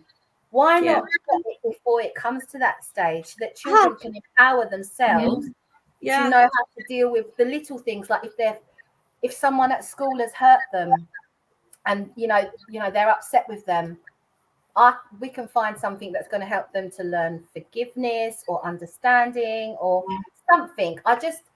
And to help them stay connected to spirit and angels and the fairies, because keep that childlike, allow them that childlike, innocent childhood. We all have that connection when we're born, and it's only lost when we're growing and getting older. So, but no one's actually teaching children how to stay connected, unless you're very lucky and have a very spiritual parent or grandparent in the family, or a loved one who's older who can sort of. That's kind of what I do to my niece and my nephews. I'm like, oh, angels, like try and drop it in whenever I can. But I actually want to create something that is going to help children to stay connected so that they don't lose that connection. And as they get older, it's only going to get stronger. And then how beautiful a life you're going to live when you're connected to spirit all the time. So here's the question. Definitely. Have you ever helped a child with ADHD? Because that's really big now, isn't it? It's you hear a lot of it. They're coming. They are coming, and I did do a session with a young sort of teen, and I believe she does have sort of like an ADHD kind. I don't know. I'm not really good with the terminologies, but it wasn't brought to me. That information wasn't sort of. They've not been diagnosed, but it's something that the parent believes that they have. And I did do a session with them not long ago. But I do know that I've got a couple more sessions already coming in with children who have got ADHD, like their parents have said, my child has ADHD. So I'm really, really actually very excited to try and do that and see what kind, how they feel afterwards, with what the parents notice, the changes in them. That would be pretty massive, because when you think about it, Alice, you're a nurse, so you would understand this more than me. I can only from what I hear, but I know our youngest daughter used to childmind for children, and the 3 children had ADHD, and she used to say, Mom, if they didn't have their medication, it was hard work, really hard work. But then the children didn't like the medication because it zonks them, or it does. You would know more what I'm talking about, Alice, with like the medication side of things. But think of some adults don't like it. Some adults come off it because it just flattens them completely. And I don't know. Maybe I'm wrong on this. But don't you think, like, compared to when we were younger, there's an awful lot more labels to things now. Kids are getting labeled, at a very, very young age. Children are being given antidepressants now. Like children are being given antidepressants. It's scary. Even at a really young age, kids are getting labeled of ADHD, or what's the other one? There's ADHD, and there's another one that they talk about. Can't remember the name of it offhand. Autism, yeah. Different, there's, when I was younger, there was nothing like, there was no labels like that. And I'm not saying it doesn't exist. I'm just saying that I think people are quick now to label than more to heal, and it's like, you've got that, you'll always have that, and and here, take that medication. Think too, Alice, what you're saying, and I agree. I agree 100% with what you're saying. But knowing what you know now, looking back, a lot of these children are very sensitive. They're they're given different labels, and it's because they're so spiritual. They're so sensitive, so empathic, and they're so in tune with the energies around them. Absolutely. the GPs, they don't understand the holistic side. They don't understand the spiritual side. They don't want to understand it. It's made people, a lot of time people are made feel like, you know, you're stupid, or like your head's gone, or oh, that's woo-woo, you know, when it's really, it's not, because like children are very open spiritually, and you know, they don't, when you put a label on them, it's like when you tell somebody something for long enough, they're going to believe it, you know. Oh, of course they will. Of course they will. Yeah. I totally agree. I think a lot of it's that. Yeah, I agree with you on that. And I think, you know, young children are still connecting with their higher self and where they are physically as well. And they're going between, you know, it's confusing them. It's, you know, maybe baffling them in a lot of ways. And they're going from one extreme to the next. And then you've got somebody then labeling them with this condition, putting them on medication that's making them even more, you know, confused with it all.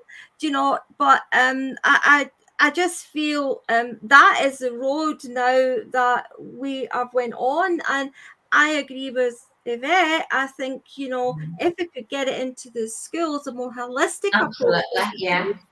Do you know, I believe that, you know, things would be so much different, and they would look at things differently. Children would look at things differently. They would maybe go in and find that peace, and they would go in and they would think, okay, well, I'm going to look at this. I'm going to ask. I'm not saying my angel, but if it is an angel, that's fine. Or I'm going to go and get that peace. I'm going to walk away. I'm going to sit, and I'm just going to, you know, feel on my own for a little while. You know, take nice deep breaths. You know, just beautiful colors around my body. You know, you can make it so beautiful for children. You know, it's I think it's quite sad. And you can play games. You know, like I used to always say to people, you know, you can help ground your children without them knowing that, you know, you can make it fun. You can play games. You know, I used to do that with my grandson, and I didn't tell him I was grounding him, because I knew he was so attuned. He is so spiritually open. And when he was younger, I used to play the tree games, and of course you have to lose, because they always win, because they want to go deeper. You know, they want to ground those roots deeper and deeper. And we can play games with them. One, we're making it fun. We're interacting. We're building that bond. We're spending that time with our children. But at the same time, we're grounding them. We're keeping them grounded and centered and balanced by simple interactions and simple games. And, you know, that there alone is a lot of mediums have ADHD. Yeah, a lot of mediums have ADHD and so gifted. I don't know. I think, honestly, medication, I can only speak for myself. Spirit has started showing me the difference and how much we can help ourselves spiritually, holistically.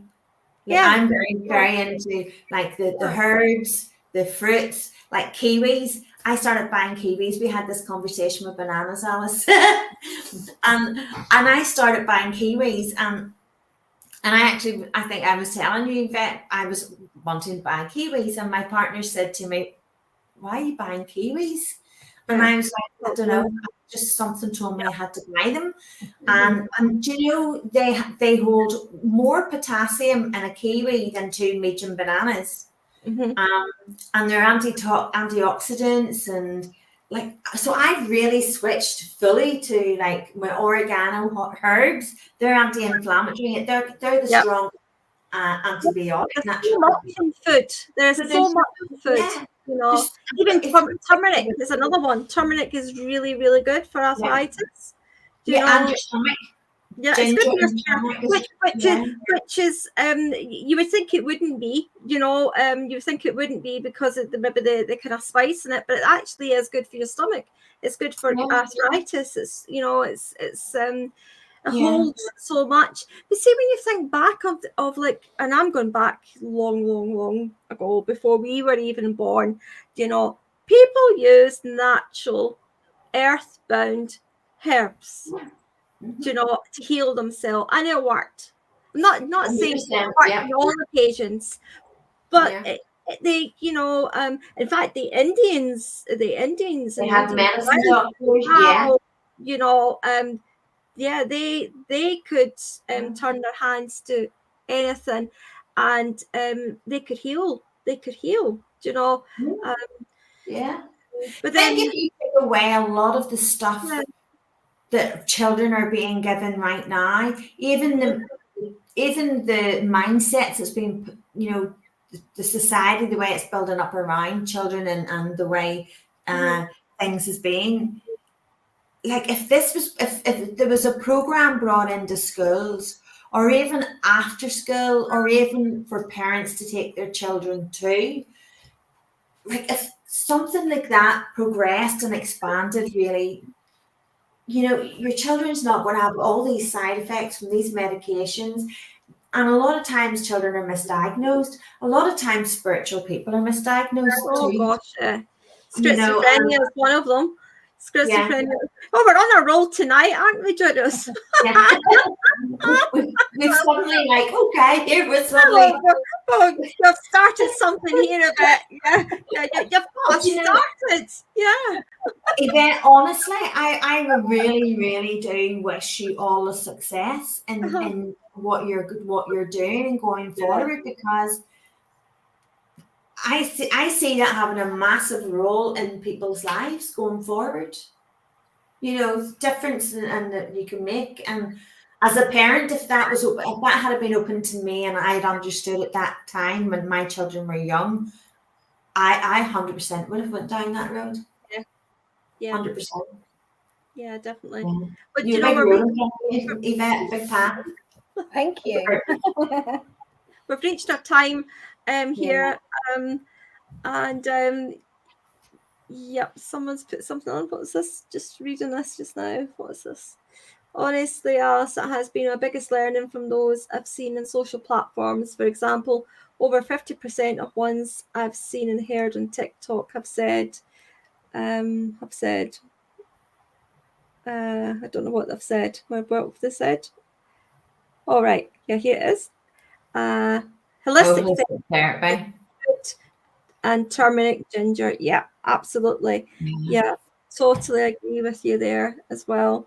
But we've got to the end of our time, Yvette. I'm looking really forward to also having you back on the show next week, where we'll all be talking about ghosts and spirits. And I know we've all got stories to tell about that, but also the interesting part is how we I know you've got that experience of how you're guiding them over to the afterlife and spirit world. And Rob will be on next week. He's got lots of interesting stories about that, and he's got books as well that he's wrote, so that'll be a very interesting topic to talk about. He's also got photographs, etc. as well that he's got, so that'll be really interesting. So I'll not be with you next week, and I know you are really going to miss me. Of course I'm going to miss you, but you've got to have a break. You've got to have a break. You do have to have a break. I am looking forward to it. I'm really looking forward to it. So everybody needs a break, and everybody needs a holiday. And that's another thing I could get started on. How we don't do that and look after ourselves at times. But I won't start on that subject. We'll be here all night. We'll be here all night.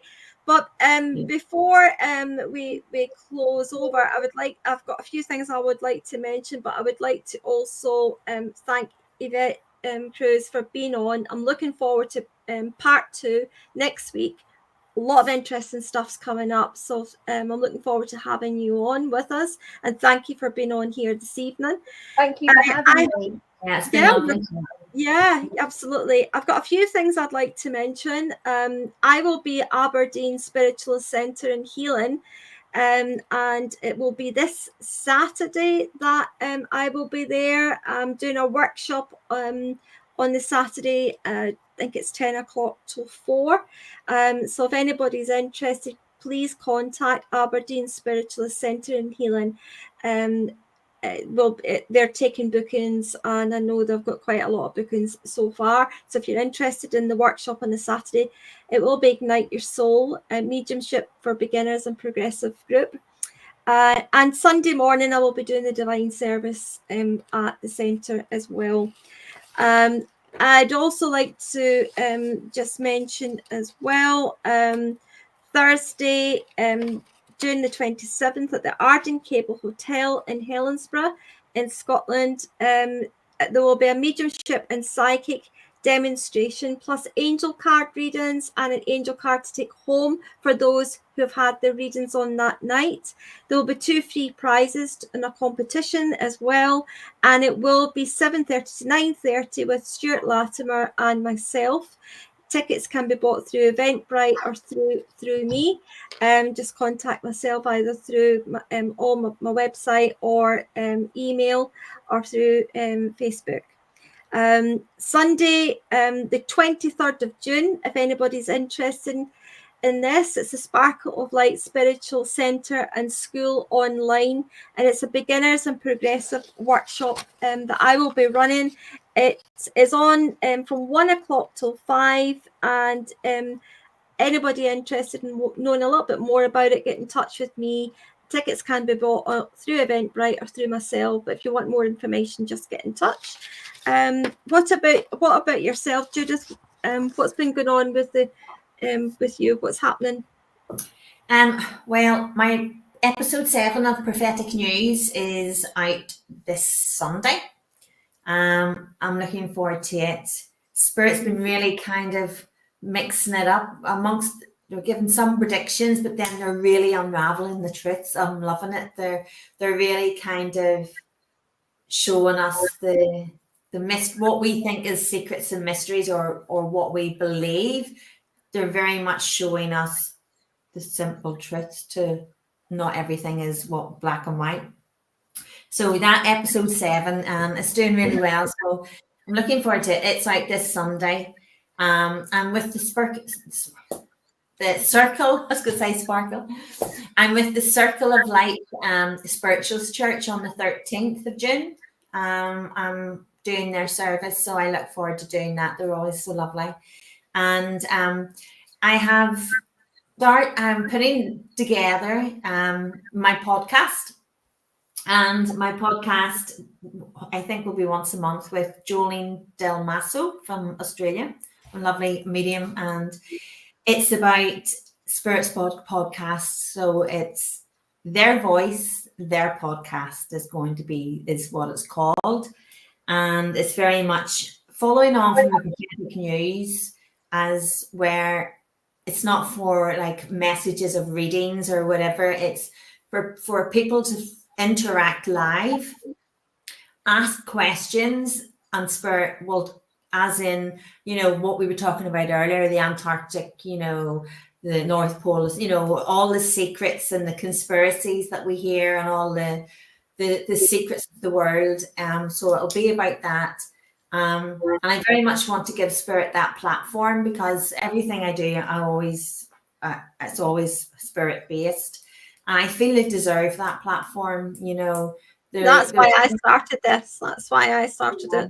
It was to give Spirit this platform of getting there into the community. So I totally agree with you. Yeah. Although this is it's a completely different theme and a completely different style. It's very much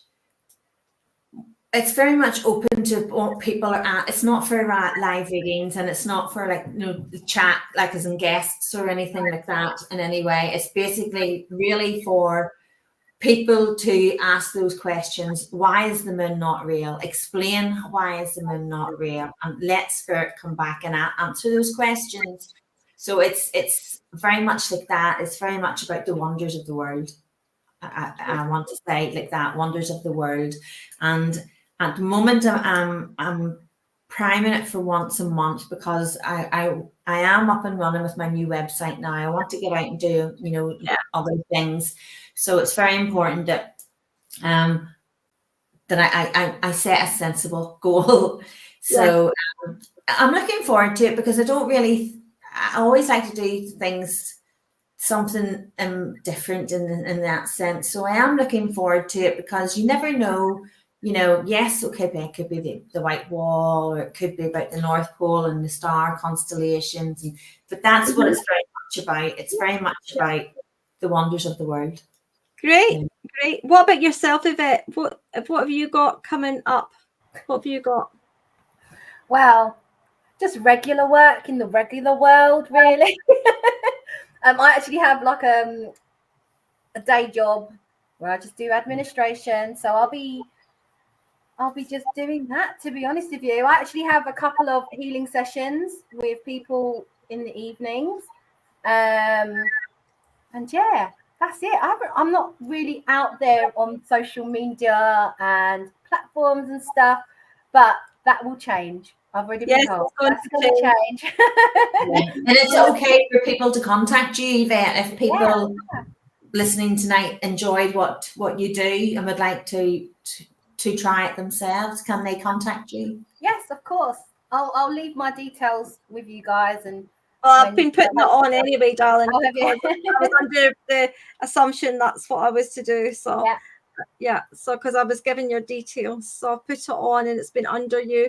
So if anybody does want to contact you, then they can do so through the information that I was given for the show. Lovely. Thank you. All right. So I would like to say I would love and leave you all. I'd like to say good night to everybody.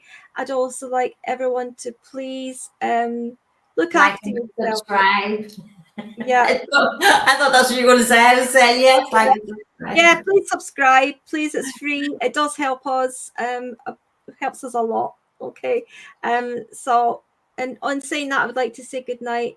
Look after yourself. God bless. And thank you so much for joining us this evening.